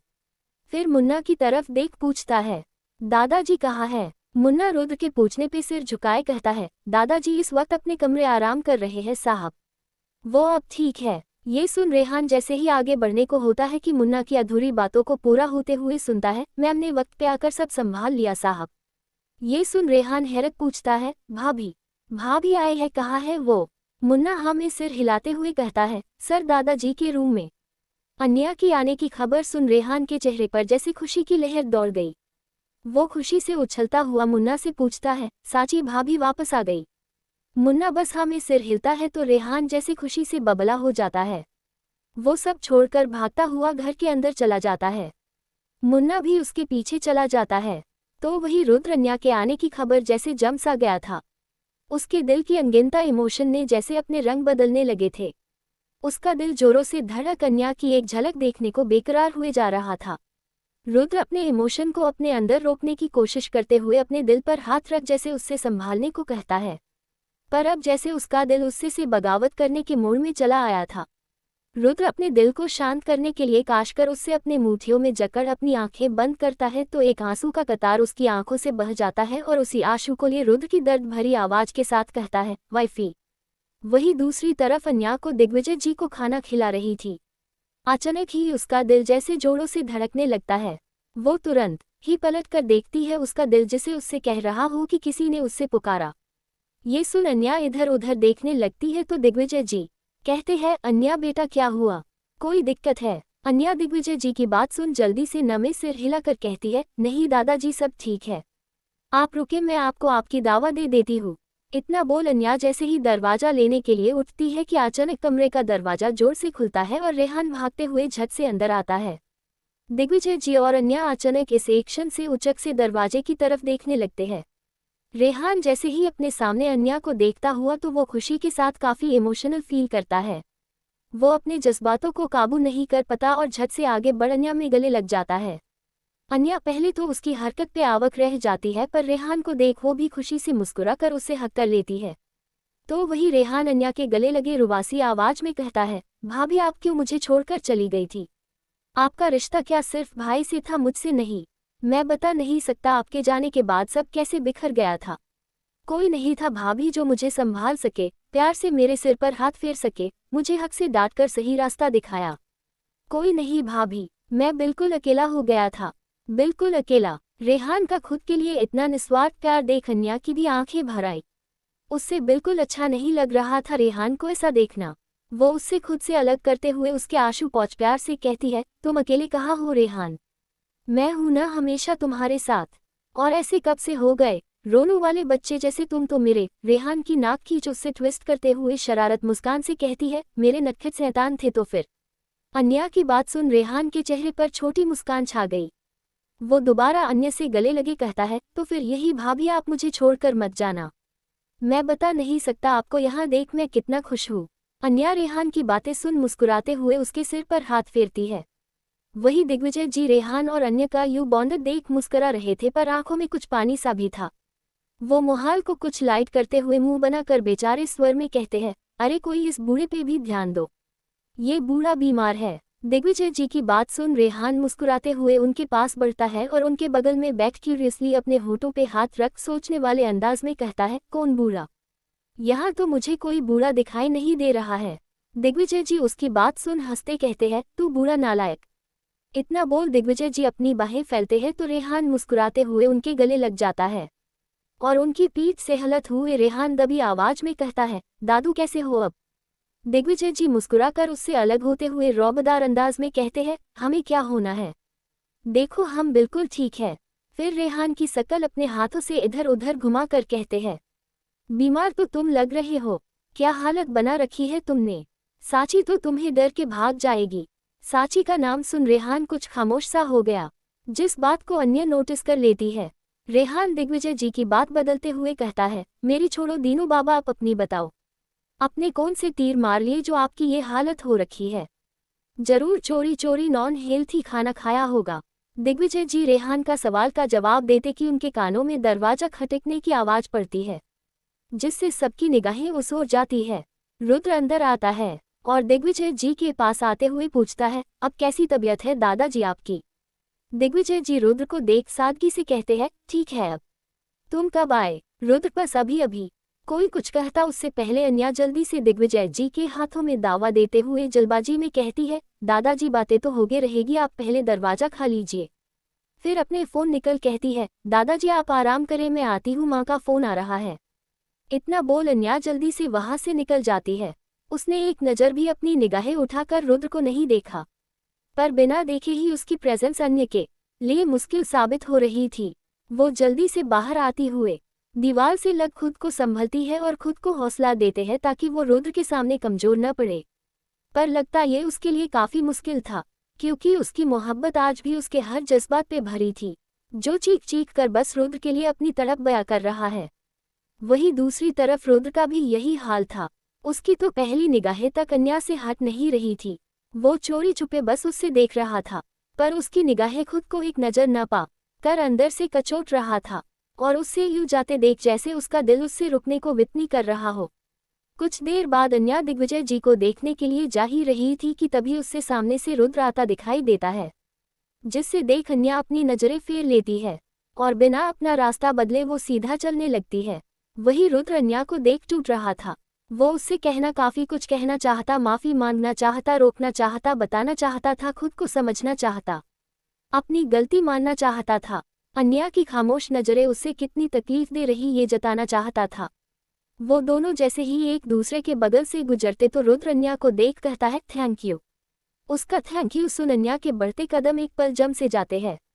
रुद्र उससे रुकता देख कहता है, थैंक यू दादाजी की इतनी केयर के लिए हमारे एब्सेंस में। इतना बोल वो अन्या को देखता जिसके चेहरे पर कोई भाव नहीं थे, बिल्कुल खामोश चेहरा जहाँ कभी खुशियों मुस्कान का बसेरा होता था, रुद्र के लिए प्यार का दस्ता बयां होता था, आज वो चेहरे बिल्कुल कोरे कागज की तरह खामोश था। रुद्र आगे कुछ कहता उससे पहले अन्या बिना रुद्र की बातों का जवाब दिए वहां से चली जाती है। अब रुद्र को उसकी ये छुपी खलने लगी थी, क्योंकि अन्या उससे कुछ नहीं रही थी। न उसके फैसलों पे उसने तब कोई सवाल न अब किया न कुछ बयां किया। वो बस उससे एकटक ताकते रहता है। एपिसोड 176। अन्या के आने से रेहान और दिग्विजय जी काफी खुश थे। तो वही रुद्र अन्या को देख खुश था तो साथ ही अन्य की खुद के लिए बेरुखी देख निराश भी। उसका तो जी कर रहा था कि वो जाए और अन्य को अपनी बाहों में भर सब कह दे और खुद के बेचैन दिल को अपना सुकून दे दे, लेकिन वो ऐसा कुछ नहीं कर सकता था क्योंकि वो खुद अभी अपने इमोशन अपनी रियलिटी अपने गिल्ट से लड़ रहा था। वही दूसरी तरफ चौहान मेंशन में एंटर होती कार से दिव्यंका बाहर आती है। चेहरे पर गुरूर वाली रंगत लिए चौहान मेंशन की ओर देखती हुई मन में आह भर कहती है, बहुत जल्द ये सब मेरा होगा दिव्यंका राठी का, और मैं इस घर की रुतबे की मलिन होगी। फिर अपने पेट पर हाथ रख उससे देखते हुए डेविल स्माइल लिए कहती है, और इसकी सीढ़ी बनोगे तुम माय बेबी। इतना बोल दिव्यंका अपने चेहरे पर शैतानी लुक को मासूम लोग बनाए अपने कदम घर की ओर बढ़ती है तो घर के सीढ़ियों पर खड़े गुड्स उससे अंदर जाने से रोक कहते हैं, सॉरी मैम, आप इसके आगे नहीं जा सकती, ये बड़े सर का ऑर्डर है। दिव्यंका ये सुन गुस्से में उबलते हुए अपनी मुठिया काश लेती है, क्योंकि दिग्विजय जी ने उससे अन्या के जाने के बाद भी चौहान मेंशन की दहलीज कभी पार नहीं करनी दी, और ये तक कह दिया कि वो इस घर में कदम रखने के लायक नहीं है और उस जैसी लड़की को वो कभी अपने इस घर की बहू तो दूर नौकर भी नहीं बनने देंगे। दिग्विजय जी ये अल्फाज याद आते दिव्यंका जैसे मुंह के बल गिरी हो, उससे ऐसा महसूस हुआ, पर वो ऐसे हार नहीं मान सकती, इसलिए वो अपने गुस्से के घुट पीते हुए एक स्माइल के साथ गुड से कहती है, पर मैं तो यहाँ उन्हीं से मिलने आई हूँ, उनकी तबीयत ठीक नहीं है तो उन्हें देखने आती हूँ। इतना बोल वो फ्रूट बास्केट अपने सामने दिखती है तो गुड्स बिना उसकी बातों में दिलचस्पी लिए कहते हैं, sorry ma'am but we didn't देना योर ऑर्डर्स। दिव्यंका उसकी बात सुन गुस्से में उस गुड्स को गुरती है, फिर एक जबरदस्ती की स्माइल के साथ वो बास्केट उससे देते हुए कहती है, then give this to him from my side, और दादाजी को कह देना मैं उनसे मिलने आई थी। गट्स दिव्यंका की बात सुन हाँ में सिर हिलाता है। दिव्यंका कुछ पीछे हट गुस्से में जमीन पर अपने पाँव मार गुस्से में उस घर को देख कहती है, देख लूंगी एक एक को देख लूंगी, बहुत जल्द ये सब मेरा होगा। जिसने मुझे इस घर की दहलीज को पार करने से रोका है उससे घर की दहलीज के बाहर न फेंकवा दिया तो मेरा नाम भी दिव्यंका राठी नहीं। इतना बोल वो जैसे ही जाने ही वाली थी कि तभी उसकी नज़र घर के अंदर हॉल में पड़ती है जहां अन्या किसी नौकर को कोई इंस्ट्रक्शन दे रही थी। अन्या को घर के अंदर देख और खुद को बाहर देख दिव्यंका की पहली तो आंखें हैरानी से फैल जाती है, फिर अगले ही पल उनके अंदर नफरत और गुस्से की आग जलने लगती है, क्योंकि रुद्र से तलाक के बावजूद अन्या वही रुतबा और औरादा उस घर में जी रही थी जो वो इतना सब कुछ करने के बावजूद नहीं हासिल कर पाई। वो गुस्से में अपनी मुठिया भींच दांतों को पिसते हुए कहती है, अन्या ये यहाँ क्या कर रही है। अन्या नौकर को इंस्ट्रक्शन दिए घर से बाहर ही आ रही थी। उसकी नज़र भी दिव्यंका पे पड़ती है पर वो उससे पूरी तरह इग्नोर कर जाने लगती है कि दिव्यंका उसके सामने आते हुए अपना हाथ आगे कर उससे गुस्से वाले लहजे में पूछती है, तुम यहाँ क्या कर रही हो। अन्या उसके रोकने पे एक नज़र उससे देख काफी आराम से कहती है, वही जो तुम कभी नहीं कर सकती दिव्यंका। अन्या की गोल बातों को सुन दिव्यंका पहले तो उचकते हुए अपनी मुंह सिकोड़ती है, फिर उसकी बातों पे ज्यादा ध्यान न देते हुए अपने हाथों को फोल्ड कर एटीट्यूड के साथ तंज भरे लहजे में कहती है, वैसे मुझे नहीं पता था कि तुम इतनी बेशर्म हो गई हो। जिस घर से अब तुम्हारा नाता नहीं, तलाक होने बावजूद उस घर में महारानी बनने फिर रही हो। फिर मुंह दबाया दबी हंसी हंसते हुए कहती है, वैसे तुम्हारी भी क्या गलती है, ये नाम सोहत ऐसो आराम की तो तुम्हारी आदत सी हो गई होगी जो तुम्हारे डैड की औकात से बाहर है, इसलिए मुंह उठाकर यहाँ दोबारा आ गई हो। अन्या उसकी बात सुन अपनी आईब्रो सिकड़ो एक अजीब न लुक देते हुए कहती है, सॉरी टू से दिव्यंका, मुझे नहीं पता था तुम सबको अपनी जैसी समझती हो। दिव्यंका ये सुन अचानक ही तैस में आते हुए कहती है, व्हाट डू यू मीन। अन्या काफी आराम से कहती है, मेरा मतलब है अगर मुझे इस ऐसो आराम की चाहत होती तो मैं ये सब छोड़कर यूं आसानी से क्यों जाती। मैं रुद्र से ये सब मांग भी तो सकती थी। फिर कुछ सोचते हुए दिव्यंका की आंखों में देख कहती है, और वैसे मांगना भी क्यों, जबकि ये सब मेरा ही है और अब भी मैं चाहूँ तो मेरा हो सकता है। रुद्र भी। दिव्यंका अन्या की बात सुन असमंजस भरी आंखों से गुस्सा लिए कहती है, तुम्हारा कहना क्या मतलब है और किस बुनियाद पे कह रही हो। तुम भूल गई हो रुद्र ने तुम्हें तलाक दे दिया है, तुमने खुद पेपर साइन किए हैं। दिव्यंका की बात सुन अन्या मुस्कुराते हुए दिव्यंका के करीब आते हुए धीरे से कहती है, मैंने किए, पर तुमने देखा क्या रुद्र ने किए। अन्या की बात सुन दिव्यंका के चेहरे का जैसे रंग ही उड़ जाता है। वो आसमानजश और हैरत भरी निगाहों से अन्या को देखती है तो अन्या आगे कही है, मुझे नहीं पता था दिव्यंका तुम इतनी सतीर होने के बावजूद इतनी बड़ी बेवकूफ़ी करोगी। तुम सब ने ये देखा मैंने साइन किए पर किसी ने ये देखा रुद्र ने साइन किए, और वैसे भी अगर तलाक सिर्फ कागज़ों के बुनियाद पे हुआ करते तो रिश्ते टूटने पे आवाज़ तक नहीं होती। फिर अफसोस भरी निगाहों से कहती है, छू छू बेचारी अपने हवाओं में बने खुशियों के महल के टूटने पे अफसोस हो रहा है। दिव्यंका को अन्य की बात जैसे तीर से चुभती है। उससे ऐसा लग रहा था जैसे कोई उसके उल्टे पंख दबोचकर कुतुर दिया हो। वो गुस्से में अपने कदम बढ़ती हुई अन्या को जैसे धक्का देने के लिए अपना हाथ बढ़ाकर कहती है, यू। दिव्यंका और अन्य सीढ़ियों पे खड़े थे, और अगर अन्या दिव्यंका जरा सा धक्का देती तो अन्या के साथ कुछ भी बड़ा हादसा हो सकता था। दिव्यंका की हरकत को पहले ही भाप अन्या अपने कदम पीछे लेते हुए उसका हाथ काश कर अपने हाथों में पकड़ उससे रोकते हुए गुस्से की आग लिए न में धीरे से सिर हिलाया कहती है, don't you dare. Divyanka Rathi, don't you dare. ये तुम्हारा हॉस्टल नहीं बल्कि चौहान मैंशन है। यहाँ आसपास इतने गुड्स है कि मेरे एक इशारे में तुम्हारी क्या हालत करेगी ये तुम सोच नहीं सकती थी, इसलिए don't you think to dare. इतना बोल अन्या दिव्यंका का हाथ काश कर झटकती है तो दिव्यंका संभाल नहीं पाती। वो जैसे कारखाने वाली थी कि अन्या उसकी बाजू पकड़ खुद के करीब कर उसकी आंखों में पुराने अनकहे जख्मों के दर्द बनने गुस्से को लिए कहती है, और ये भी मत समझना एक माँ उस दर्द को भुला चुकी है जिसके अजन्मे बच्चे को तुमने अपने इन्हीं चालसाजगी से एक माँ से छीन लिया था। लेकिन इस बार नहीं। उस वक्त मैं कुछ नहीं कर पाए, पर इस बार नहीं। नहीं, अन्या का ये रूप दिव्यंका ने कभी नहीं देखा था। वो सच में उसकी बातों उसके आंखों में दिखते खुद के लिए बवंडर बने को आग देख डर से अंदर तक कौप गई। उसके मुंह से एक बोल तक फूटने की हिम्मत नहीं हुई। अन्या इस वक्त काफी गुस्से थी। उसने दिव्यंका का हाथ छोड़ उससे वही छोड़ वहां से चली जाती है, और सबसे हटपेड़ के पास खड़ी खुद को शांत करने के लिए गहरी सांस लेती है। अन्या का गुस्सा अगले ही पल उसकी आंखों के आंसू बन जाते हैं, और अपने पेट पर हाथ रख दर्द भरी आवाज में कहती है, बेबी आप ठीक हो ना? मम्मा इस बार आपको कुछ नहीं होने देगी। फिर अपना सिर ऊपर कर अपने दिल पर हाथ रख कहती है, सॉरी बेबी मम्मा उस वक्त आपकी रक्षा नहीं कर पाई और आपके गुनहगार को सजा तक नहीं दे पाई। अन्या बोलते बोलते अपने आंसू पोंछ एक निश्चय करते हुए कहती है, पर इस बार ऐसा नहीं होगा। दिव्यांका यूपी 40। अन्या जैसे अपने मन में ठान लेती है, इस बार वो दिव्यांका को जीतने नहीं देगी, बिल्कुल नहीं देगी। वही दूसरी तरफ दिव्यांका अब भी डरी सी वही भूत बनने खड़ी रहती है। उससे समझ नहीं आ रहा था जो उसने आज अन्या की आंखों में देखा क्या था। आज से पहले अन्या का वो रूप उसने तब भी नहीं देखा जब उसने अन्या से सब कुछ छीन लिया। वो यूं ही खड़ी बस सोच रही थी कि आखिर इतनी हिम्मत अन्या में आई कैसे। तभी उसके कानों में जूतों की खटखट की आवाज आती है तो उसकी नज़र बाहर आते हुए रुद्र पे पड़ती है, जिससे देख दिव्यंका को लागत है कि अन्या की सारी हिम्मत सिर्फ रुद्र के बल पे है। जिससे देख दिव्यंका अन्य से ये हिम्मत भी छीने के लिए रुद्र के पास जाती है। रुद्र जो किसी काम से बाहर जा रहा था, वो अचानक दिव्यंका को समझने देख अपनी आंखें सिकोड़ कहता है, तुम यहाँ क्या कर रही हो? दिव्यंका जल्दी से एक मायूस सी चेहरा बनाकर कहती है, मैं तो बस दादाजी तबीयत का सुन उसने मिलने आई थी, पर वो तो मुझे पसंद नहीं करते तो घर के अंदर तक आने नहीं दिया। दिव्यंका की बात सुन रुद्र कुछ खास प्रतिक्रिया ना दिखाते हुए अपने कार की तरफ बढ़ने लगता है तो दिव्यंका ये देख हड़बड़ते हुए कहती है, रुद्र। अपना नाम दिव्यंका के मुंह से सुन रुद्र के जाते हुए कदम रुक से जाते हैं। ये देख दिव्यंका उसके पास आती है तो रुद्र पलटकर एक वार्निंग डार्क टोन में कहता है, mister Chauhan, miss Rathi, and don't dare to cross your limit. बेचारी दिव्यंका दोनों मियाँ बीवी के मुंह से धमकी के साथ ये डरवाना लुक देख जम सी गई। बेचारी की तो आज जैसे हिम्मत भी छुट्टियों पे गई है। वो एकटक डर से रुद्र को देख अपने कदम पीछे कर लेती है।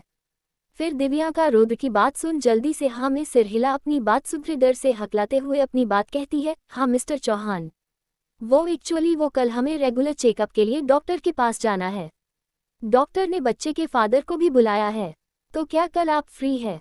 दिव्यंका की बात सुन रुद्र एक नज़र उससे देख एक ठंडी आह भरते हुए कहता है, ओके। इतना बोल रुद्र बिना अपना वक्त गवाए तुरंत वहां से कार में बैठ वहां से चला जाता है। दिव्यांका को एक मौका तक नहीं मिलता कि वो कुछ कर सके।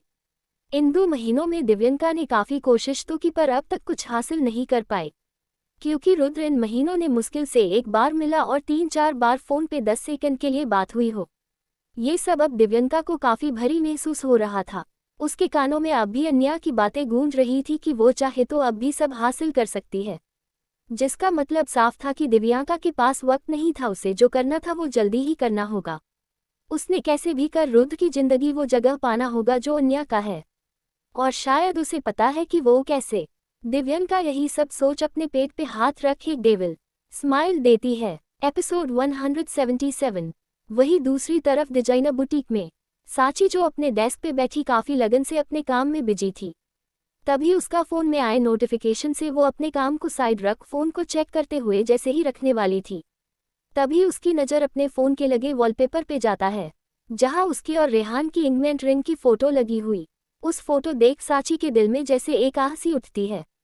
वो उस फोटो को देखते हुए अपने हाथों की उंगलियों को देखती है जो खाली होती है, और उससे छूते हुए कहती है, रेहान मिस यू। ये बोलते हुए वो अपनी आंखें बंद कर रेहान को याद करती है, जब रेहान 2 महीने पहले उससे ये कह गया था कि उससे वक्त चाहिए, जिसका मतलब साची समझती थी अन्या और रुद्र के इतने गहरे रिश्ते के टूटने से जैसे रेहान भी डर गया कि क्या वो खुद के और साची की शादी जैसे बड़े कमिटमेंट के लिए तैयार है।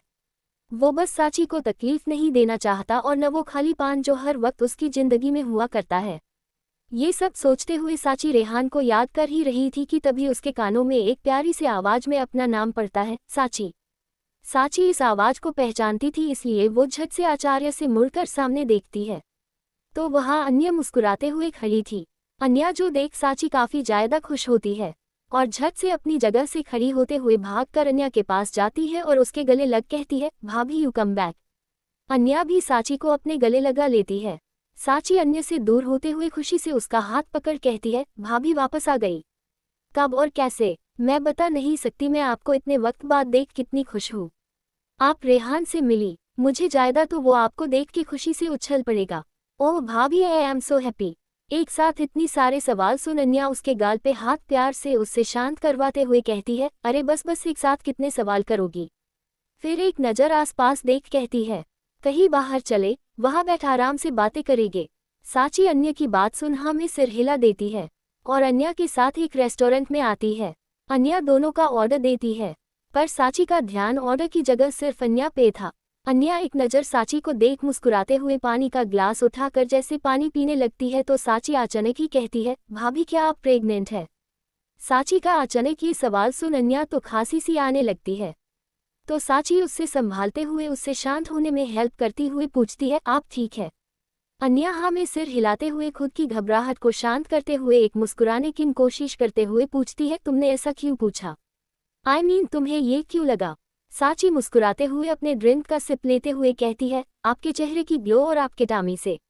वो एक्चुअली हमारी कंपनी की जो रीसेंट क्लाइंट है वो एक सेलिब्रिटी है जो 2 मंथ की प्रेग्नेंट, तो उनके चेहरे और बॉडी शेप में भी ऐसी कुछ मैंने ऐसा ही चेंजेस नोटिस किया था, इसलिए पूछा आपसे। साची का एक्सप्लेनेशन सुन तो अन्या जरा हराबारा सी जाती है, क्योंकि उससे नहीं लगा था कि अपोक्स 3 मंथ का बेबी बम्प जो जल्दी नोटिस नहीं होता, और अन्या आजकल थोड़े ढीले ढाले कपड़े भी पहनती है ताकि ये बात का किसी को खबर न हो, वो उससे साची यूँ नोटिस कर लेगी।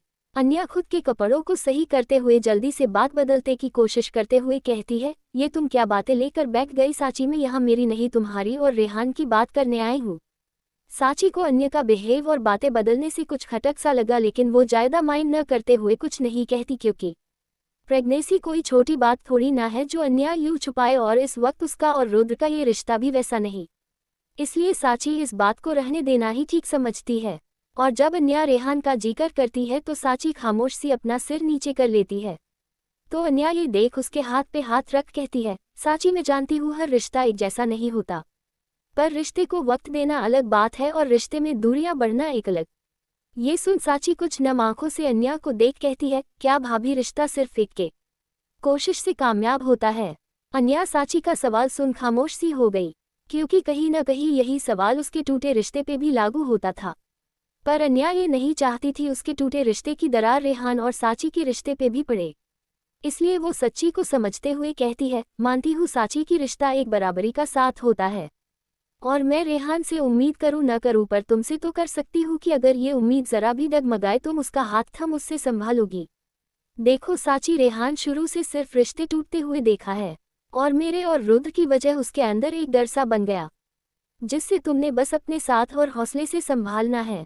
मैं तुमसे कोई बड़ी बड़ी बातें नहीं करूँगी, बस इतना कहूंगी, अगर वो 2 कदम पीछे हटा रहा तो तुम प्यार से 4 कदम उसकी ओर बढ़ा दो।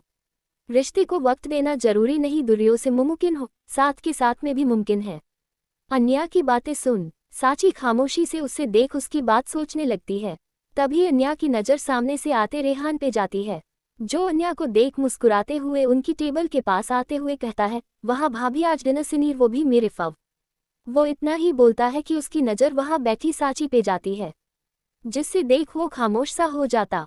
अन्या रेहान को देख मुस्कुराते हुए कहती है, आओ रेहान, तुम्हारा ही इंतजार था, बैठो। इतना बोलते हुए अन्या अपना पस उठते हुए अपनी जगह से उठती है, तो रेहान उससे जाता हुआ देख कहता है, भाभी आप कहाँ जा रही है?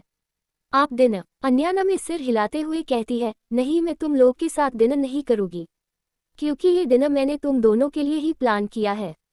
फिर रेहान को चेयर पर बैठते हुए कहती है, तुम दोनों बैठो और अपनी ये शाम साथ की एंजॉय करो और एक दूसरे को वक्त दो जो तुम दोनों अपने रिश्ते को देना था। Okay, all the best. इतना बोल अन्या मुस्कुराते हुए वहां से चली जाती है। वो चाहती थी कि रेहान और साची इस शाम में एक दूसरे के बीच बनी इस दूसरी को मिटाकर सब कुछ ठीक कर ले। अन्या ये बिल्कुल कभी नहीं चाहती थी कि कभी किसी रिश्ते के टूटने की वजह बनने। यही सब सोच उसने उन्हें आमने सामने आने का मौका दिया।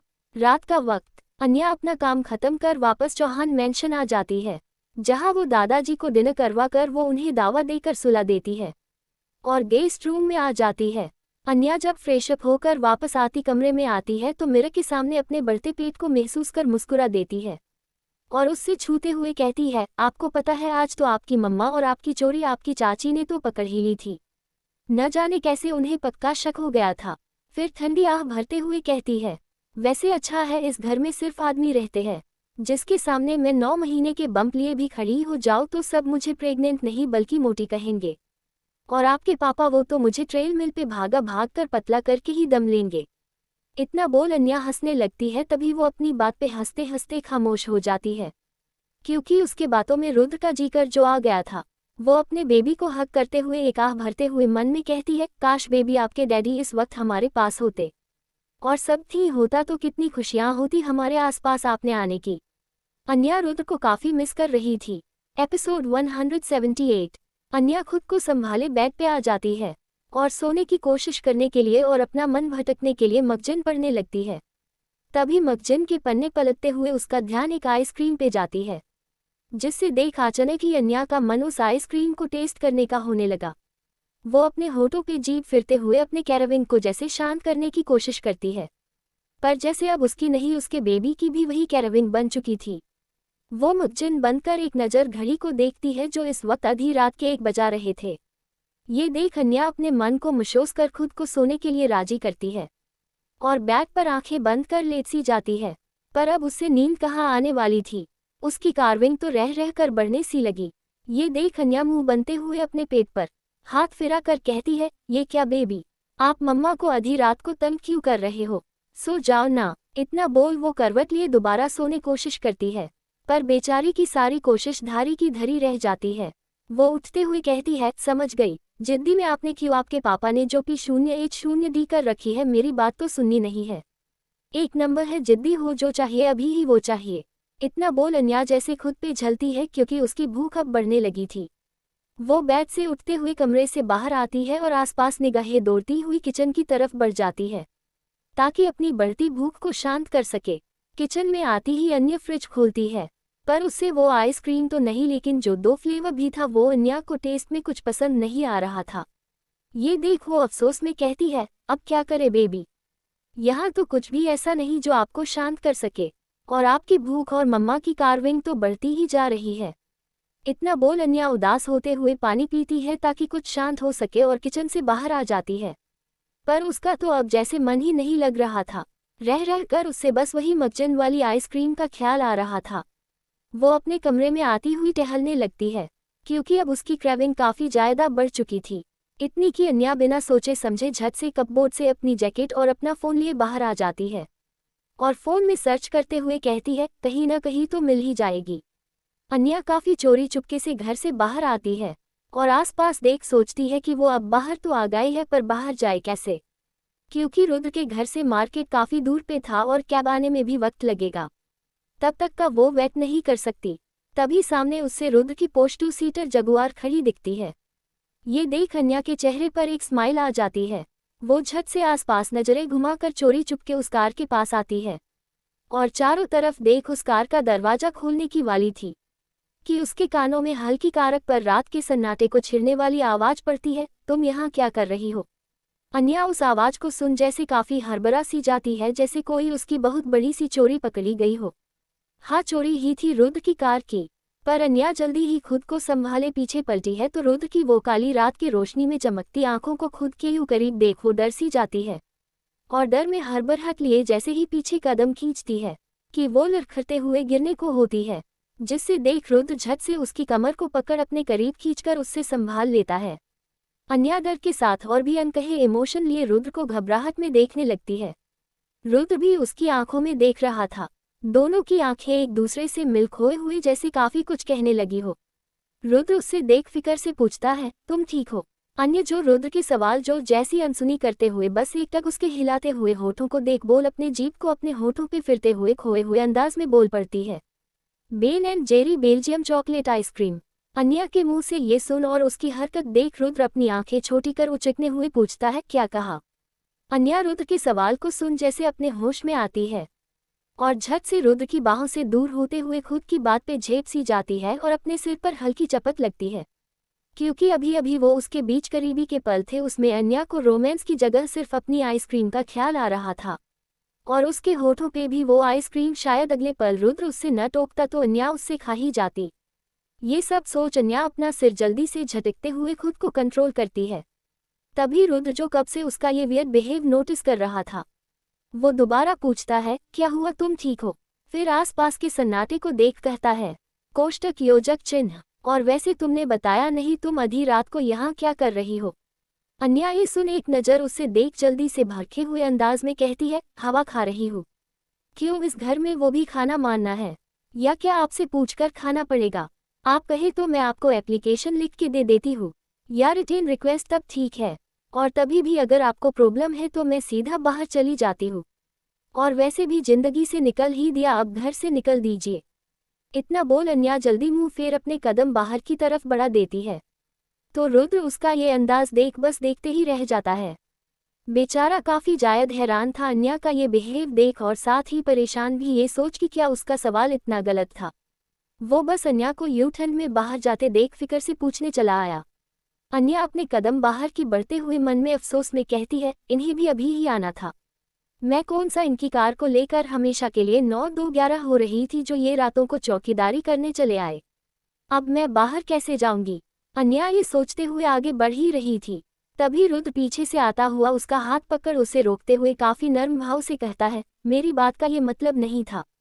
फिर कुछ हिचकिचाहट में उससे देख कहता है, आई सो सॉरी, इतनी रात को कहीं जाने की जरूरत नहीं है, अंदर चलो, तुम्हें ठंड लग जाएगी। अन्या उसकी फिक्र देख बस एक पल उससे देखते रहती है, फिर उसका हाथ झट मुंह फेर कहती है, नहीं मैं नहीं जा रही है, आपको जाना है तो जाए, और वैसे भी आपको मेरी फिक्र करने की जरूरत नहीं, अब छोड़ दिया है ना आपने तो बस छोड़ दे। अन्या की बातों में बेरुखी महसूस कर रुद्र बुरा तो लगता है पर वो उससे ऐसे ठंड में नहीं छोड़ सकता था, इसलिए वो वापस से कोशिश करते हुए कहता है, मैंने कहा ना सॉरी, अब से मैं कोई सवाल नहीं करूँगा तुमसे, पर प्लीज अंदर चलो। रुद्र के बार बार यूं अंदर जाने के कहने पर अन्या झिलते हुए कहती है, अरे हद है, मैंने कहा ना मुझे नहीं जाना अंदर, बस एक तो मैं आप दोनों की जिद से परेशान हो चुकी हूँ। ये सुन रुद्र कंफ्यूज सा उससे देख कहता है, मेरी और किसकी? अन्या को अभी काफी चिढ़ा हुई थी, वो रुद्र की बात पे जायद ध्यान न देते हुए कहती है, आपके और आपके बे। इतना बोलते बोलते अन्या को जैसे होश सा होता है कि वो अपनी झुंझलाहट में अभी रुद्र को उसके बच्चे के बारे में ऑलमोस्ट बताने ही वाली थी। रुद्र जो उससे काफी जायद कंफ्यूज और बेसब्र निगाहों से देख रहा था। अन्या ये देख अपनी बातों का घुट पीते हुए जल्दी कहती है, कुछ नहीं, बस मुझे अकेला छोड़ दे, मुझे अंदर नहीं जाना, आप जाए। ये सुन रुद्र कहता है, लेकिन क्यों? अब बेचारी अन्या की जैसे साबर का बांध टूट चुका था। वो चिढ़ते हुए कहती है, क्योंकि मुझे आइसक्रीम खानी है। ये सुन रुद्र आचार्य और कंफ्यूजन में कहता है, क्या अभी? अन्या उसकी बात को सुन उससे घूरती है तो रुद्र जल्दी अपनी बात को ठीक करते हुए कहता है, I mean eye cream road पे तो नहीं मिलेगी न, वो तो फ्रिज में होगी, तो तुम्हें वहां जाना चाहिए न कि बाहर, क्योंकि फर्ज अंदर है।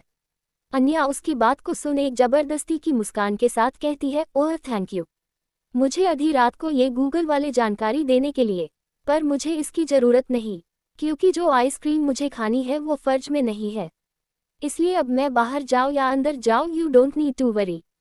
और वैसे भी आपने ये हक 2 महीने पहले अपने गुस्से में खो दिया। Okay bye. इतना बोल अन्या दोबारा बाहर की ओर जानने लगती है, तो रुद्र बस उससे देखते ही रहता है। अन्या की बातें कहीं न कहीं उससे काफ़ी चुभ रही थी, पर इस वक्त उसकी चुभन सी जायद अन्या के लिए फिक्र था। वो उससे ऐसे आधी रात को अकेला नहीं छोड़ सकता था। एपिसोड 179। अन्या रुद्र के सवालों से थोड़ी परेशान भी हो चुकी थी, क्योंकि उससे इस वक्त सिवाय अपनी आइसक्रीम के कुछ अच्छा नहीं लगाने वाला था, इसलिए वो उससे सुनना कर आगे बढ़ जाती है। तभी उसके कानों में रुद्र की दोबारा पीछे से आवाज़ पड़ती है, क्या तुम ऐसे जाओगी पैदल? ये सुन अन्या झलाते हुए पीछे मुड़ कहती है, आपको क्या मतलब, मैं पैदल जाऊँ या उड़ के? इतना बोलते बोलते अन्या चुप हो गई, क्योंकि रुद्र उसके सामने अपनी वही कार लिए खड़ा था। रुद्र कार की तरफ इशारा करते हुए कहता है, पैदल तुम पहुंच नहीं पाओगी और उड़ना तुम्हें आता नहीं, इसलिए आओ अंदर बैठ जाओ, साथ में चलते हैं। अन्या रुद्र का ऑफर देख मन ही मन जैसे उछल पड़ी, क्योंकि इस वक्त सीरियसली उससे ऐसी हेल्प की ज़रूरत थी। लेकिन वो ये बात जाहिर न करते हुए वो रुद्र को एक अजीब नज़रों से देख कहती है, क्या बात है, आपकी तबीयत तो ठीक है? आधी रात को ये हेल्थ सेंटर कब से शुरू कर दी? लगता है अच्छी संगत का असर। अन्या ने आखिर लाइन पे काफ़ी जोर दिया, जिसका साफ मतलब दिव्यंका पे था रुद्र को। फिर बिना किसी दिलचस्पी दिखाते हुए आगे कहती है, वैसे कोई ज़रूरत नहीं है, मैं खुद मैनेज कर लूँगी, और वैसे भी आपकी हेल्प लेकर मुझे आप पे डिपेंडेंट नहीं बनना है। ये सुन रुद्र जल्दी सा कहता है, ठीक है हेल्प मत समझना, एंड तुम चाहो तो इसके बदले मुझे पे कर सकती हो। ऐसे कैब वॉट से? अन्या उसकी बात सुन एक नज़र उससे देखती है, फिर जैसे अपने मन में कहती है, कैब? क्या ये पागल हो गए हैं? इतनी पोर्च महंगी कार को कैब, और खुद को ड्राइवर बनना रहे हैं, वो भी मेरे लिए। वैसे सच कहूँ, इतना हैंडसम ड्राइवर होगा तो मेरा दिल न कहने को कैसे करेगा, मन करेगा जहाँ ले चले बस चलती ही जाओ। तभी रुद्र, जो अन्या के जवाब का इंतजार कर रहा था, वो दोबारा पूछता है, क्या हुआ, आइडिया पसंद नहीं आया? अन्या उसके पूछने पर बिना सवाल किए चुपचाप कार के दूसरे साइड आकर रुद्र के बगल में बैठी है, और सीट बेल्ट लगाते हुए रुद्र को एक नज़र इशारा करते हुए कहती है, क्या इस कार में कोई और भी आने वाला है? रुद्र न सिर हिलाता है तो अन्या उससे अजीब नज़रों से देख कहती है, देन हम किसका वेट कर रहे हैं, चले। रुद्र, जो इतने वक्त के बाद अन्या को अपने बगल में बैठे देख मन ही मन काफ़ी खुश था, और उससे एकटक देख रहा था। वो अन्या की बात सुन अपनी मुस्कान को छुपाता हुआ हाँ में सिर हिलता है, क्योंकि अन्या का चेहरे इस वक्त आइसक्रीम खाने के लिए इतने बेसब्र दिख रहा था। ये बात रुद्र से छुपी नहीं थी। वो जैसे जानता था कि अन्या उसके ऑफर को इस वक्त माना नहीं कर पाएगी, और शायद इन्हीं बीच उससे थोड़ा उसके करीब रहने का मौका जो मिल जाएगा, और अपनी कार स्टार्ट कर वहां से सड़कों पे दौड़ा देता है। अन्या का पूरा ध्यान इस वक्त सिर्फ अपनी आइसक्रीम पे था, जिसकी कार्विंग अब उसके सिर चढ़ रही थी। वो बेसब्री से बस रास्ते तक रही थी, और रुद्र अपनी चोर निगाहों से उससे। कुछ वक्त के ड्राइव के बाद रुद्र कार एक 24/7 आइसक्रीम शॉप के आगे रुकता है, जिससे देख अन्या एक्साइटेड हुआ तुरंत अपनी सीट बेल्ट खुले जाने लगती है। तो रुद्र उससे रोक कहता है, तुम यही वेट करो, मैं लेकर आता हूँ। इतना बोल रुद्र बिना अन्या की सुनने वहां से चला जाता है। ये देख अन्या मुंह बनिया वहीं बैठ जाती और बेसब्री से रुद्र का इंतजार करने लगती है। कुछ ही पल में रुद्र अपने हाथों में 2-2 बड़े पैकेट लिए आता और अन्य की तरफ बढ़ता है, तो अन्या एक छोटे बच्चों की तरह खुश होते हुए उन आइसक्रीम को लपक पड़ती है, और काफ़ी एक्साइटेडली वो पैकेट खोल चेक करने लगती है। रुद्र ने हर फ्लेवर की आइसक्रीम उठा लाई थी, पर वो नहीं थी जिसकी अन्य को कैरेविक थी, इसलिए वो चेक करते हुए कहती है, भी इसमें तो Ben and Jerry Belgium chocolate ice cream नहीं है। ये सुन रुद्र काफ़ी बेपरवाही से कहता है, क्या फ़र्क पड़ता, अंदर जितनी थी सब लाया हूँ, इसी में कुछ खा लो, आइसक्रीम तो आइसक्रीम होती है। रुद्र की बात सुन अन्या उसके तरफ मुंह फुलाए से देखती है, और वो दोनों पैकेट जैसे उसके ऊपर फेंकती हुई जिद करते हुए कहती है, फ़र्क पड़ता है क्योंकि मुझे तो बस Ben and Jerry Belgium chocolate ice cream ही खानी है, यहाँ नहीं मिली तो कहीं और सही, पर मुझे वही खानी है। ये सुन रुद्र अजीब नज़रों से उससे देख कहता है, पर वो यहाँ नहीं है तो अब आधी रात कहाँ मिलेगी? ये ही शॉप है जो गॉगल बता रहा है, जो 24/7 ओपन रहता है, और वैसे क्या फ़र्क पड़ता है, जो है उनमें से ही कुछ खा लो। इतना बोलते हुए वो पैकेट चेक करता हुआ एक दो आइसक्रीम अन्य की तरफ बढ़ते हुए कहता है, देखो इतने सारे फ्लेवर है। अन्या उसकी बात सुन भड़के हुए अंदाज में वो आइसक्रीम को लिए बाहर फेंकते हुए कहती है, मुझे नहीं खानी, अगर इतना ही शौक है तो आप क्यों नहीं खा लेते सारा? और अगर आपको नहीं मिलती तो मैं ठीक है, मैं खुद ढूंढ लूंगी, मुझे आपकी जरूरत नहीं।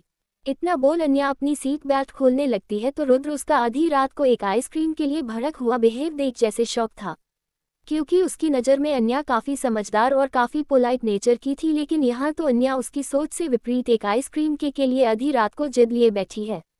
एपिसोड 180। रुद्र बेचारा अपनी सोच में ही झूला था कि अन्या बिना किसका इंतजार किए कार से अकेले ही नीचे उतरकर तेजी से जाने लगती है। ये देख रुद्र जल्दी से हड़बड़ते हुए बाहर आता है और अन्या के पीछे भागता हुआ उससे रोक कहता है, ये क्या जिद है? चलो कार में बैठो चुपचाप, देखो बाहर कितनी ठंड है, तुम्हें ठंड लग जाएगी। अन्या उसकी बात सुन उसका हाथ झक जिद करते हुए कहती है, मुझे नहीं बैठना, मुझे अपनी आइसक्रीम खानी है। और आपको किसने बोला मेरे पीछे आने के लिए? आप जाए कार में बैठे और घर जाए, मैंने रोका है आपको? मैं अपना खुद देख लूंगी, और वैसे भी मैं आपसे कुछ कह क्यों रही हूँ? एक आइसक्रीम तो ला के दे नहीं सकते तो इतने बड़े नाम होने का क्या फ़ायदा? तो जाए घर जाए, मेरा पीछा करने की ज़रूरत नहीं, आपको क्या फ़र्क पड़ता है? इतना बोल अन्या मुड़ घुमाए गुस्से में वहाँ से जाने लगती है तो रुद्र का जैसे साबर अब जवाब देने लगता है। वो काश कर अन्या की बाजू पकड़ एक झटके में अपने करीब लगता हुआ उखड़े हुए ऊंचे लहजे में कहता है, कब से देख रहा हूँ, तुम खुद में बोले जा रही हो, न मेरी सुन रही हो न कुछ समझ रही हो, बस जिद मचा कर रखी हो कि आइसक्रीम खानी है, वो भी बच्चों जैसी। इतनी सारी ला कर दिया हूँ न तो उसमें कुछ खा लो, पर नहीं, तुम्हें तो अभी वही खानी है जो तुम्हारा मन कर रहा है। आधी रात को तुम्हें ये कौन सी नई जिद की शुर चढ़ी है, या सिर्फ मुझे परेशान करने के लिए नए नए तरीके ढूंढ रही हो? कब से समझा रहा हूँ नहीं मिल रही है आइस ठंडी क्रीम, और बाहर कितनी ठंड है, तुम्हें ठंड लग जाएगी, पर नहीं, तुम्हें तो बस जिद मचानी है। रुद्र अपने फ्रस्ट्रेशन अन्या पे निकलते हुए अपनी फिक्र भी साथ में जाहिर करता है, पर उसका लिहाजा थोड़ा करार होने की वजह से अन्या की आंखों में उसकी डांट से आंसू आ जाते हैं। वो मोटे मोटे आंसू अपने आंखों में लिए रुद्र को देखती है, जिसके बाद रुद्र को अब खुद पे गुस्सा आने लगता है।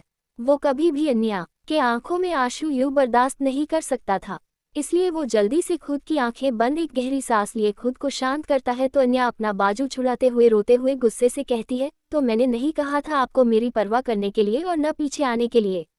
जाए छोड़ दे मुझे, जैसे 2 महीने पहले बिना कुछ कहे तलाक के पेपर देते हुए छोड़ दिया, अब भी छोड़ दे। क्यों आए हैं मेरे पास? आप सच में बहुत बहुत ज्यादा बुरे हैं, और खुद भी। और अन्या सोचते हुए, और अरे गुस्से वाले बंदर है आप, आपने मुझे डांटा। इतना बोलते बोलते अन्या अब जायद तेज आवाज में रोने लगती है और रोते रोते जमीन पर बैठ जाती हुई कहती है, बहुत गंदे है, बहुत गंदे, आपने मुझे डांटा। मैंने ऐसा क्या ही कर दिया जो हर वक्त आप मुझे पे गुस्सा करते हैं और सुनना कर ही चले जाते हैं? मेरी सुनते ही नहीं है, मुझे बस Ben and Jerry Belgium chocolate ice cream lay off crumble and brownie खानी थी, इसमें भी क्या मेरी गलती है? आपने मुझे डांटा, आप बहुत बुरे हैं, आपको मेरी बिल्कुल भी परवाह नहीं है, आप बहुत बुरे हैं। रुद्र तो अन्या की बात, उसका रोना और उसकी हरकत देख जैसे अपना सिर ही पकड़ लेता है।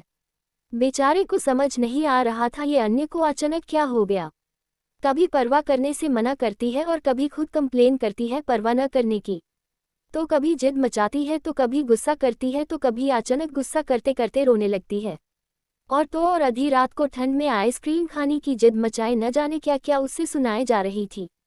उससे सच्ची कुछ समझ नहीं आ रहा था, पर वो ऐसे अन्या को देख भी नहीं पा रहा था।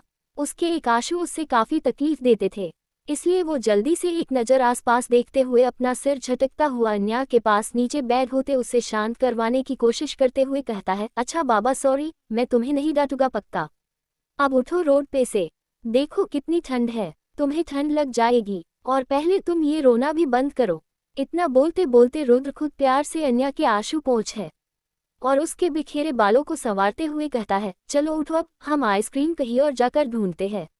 अन्या उसकी बात सुन अपनी दबदाबी आंखों से उससे मासूम निगाहों से एक नज़र देख अपना मुंह फुलाए उससे मुंह फेरने में सिर हिलाते हुए कहती है, नहीं, आपने मुझे डांटा, मैं आपके साथ अब कहीं नहीं जाऊंगी।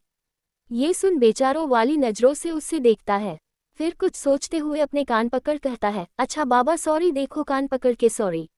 अब कभी नहीं डांटू, प्रोमिस। तुम्हारी हर बात सुनूंगा, तुम पे कभी गुस्सा नहीं करगा, प्रोमिस। अब उठ भी जाओ। अन्या उसकी बात सुन अपनी कानखी नजरों से उससे देखती है, फिर मुंह फेरे वैसे ही कहती है, मैं क्यों मानूं अब आपकी बात? आपका क्या भरोसा, आप मुझे फिर डांटेंगे तो?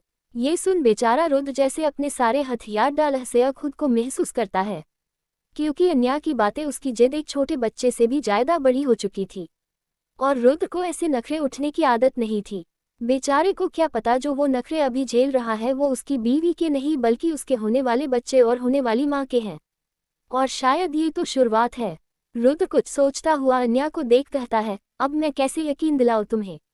मैं नहीं डांटूंगा तुम्हें, पक्का, प्रोमिस। उठ जाओ ना, देखो तुम्हें आइसक्रीम खानी है ना? अन्या आइसक्रीम का जिक्र सुन जल्दी से हाँ में सिर हिलाती है तो रुद्र उससे उठते हुए कहता है, तो चलो जल्दी चलो, मैं खिलावाता हूँ। अन्या उसकी बात सुन जल्दी से खड़ी हो जाती है। ये देख रुद्र चैन की सांस लेते हुए अन्या को कार में बैठता है, फिर जल्दी से अपने पॉकेट से फोन निकल एक नंबर डायल करता है। वहीं दूसरी तरफ अभय जो अपने होटल के रूम में आराम से सो रहा था, अचानक आधी रात को फोन की आवाज से उसकी नींद उचकती है। वो अपनी आंखें मसलता हुआ लाइट ऑन जैसे फोन चेक करता है तो रुद्र का नाम फ्लैश होता देख वो हैरत में पड़ जाता है। वो एक नज़र टाइम देख जल्दी से फोन उठता हुआ कहता है, रुद्र क्या हुआ, सब ठीक है? रुद्र की उधर से जल्दबाजी में आवाज आती है, जवाब देने का वक्त नहीं है मेरे पास, तुम एक काम करो जल्द जल्द। रुद्र अभय को सब समझाकर कार में बैठता है और अन्या को लिए वहां से निकल जाता है। कुछ ही देर में रुद्र की कार अभय के होटल के आगे रुकती है। अन्या होटल को देख ऐश मंजश में कहती है, हम यहाँ क्यों आए हैं? मुझे तो सिर्फ आइसक्रीम खानी है, डिनर नहीं। रुद्र कार से निकलते हुए कहता है, तुम्हारी आइसक्रीम के लिए ही आए हैं, अब चलो। इतना बोल रुद्र अन्या का हाथ पकड़ उससे अंदर ले जाता है। रुद्र का इंतजार करता वहां दो स्टाफ खड़ा था जो रुद्र को देख अपना सिर झुकाकर उससे ग्रीट करता हुआ उससे रेस्टोरेंट एरिया दिखता है।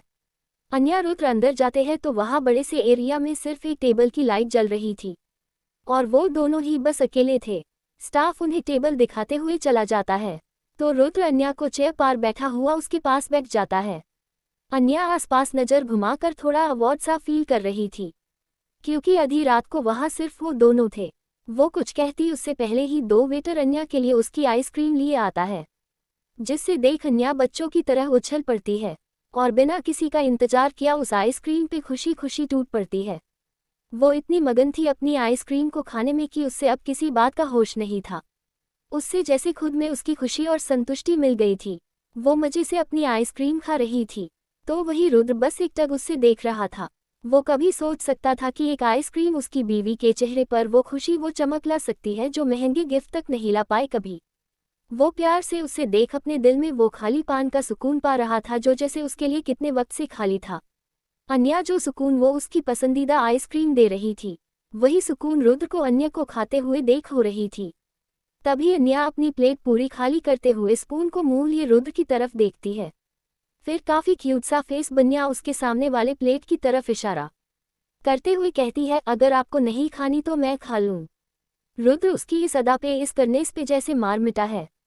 वो हल्का मुस्कुराकर हमें इशारा करते हुए अन्या के पलटे खसका देता है।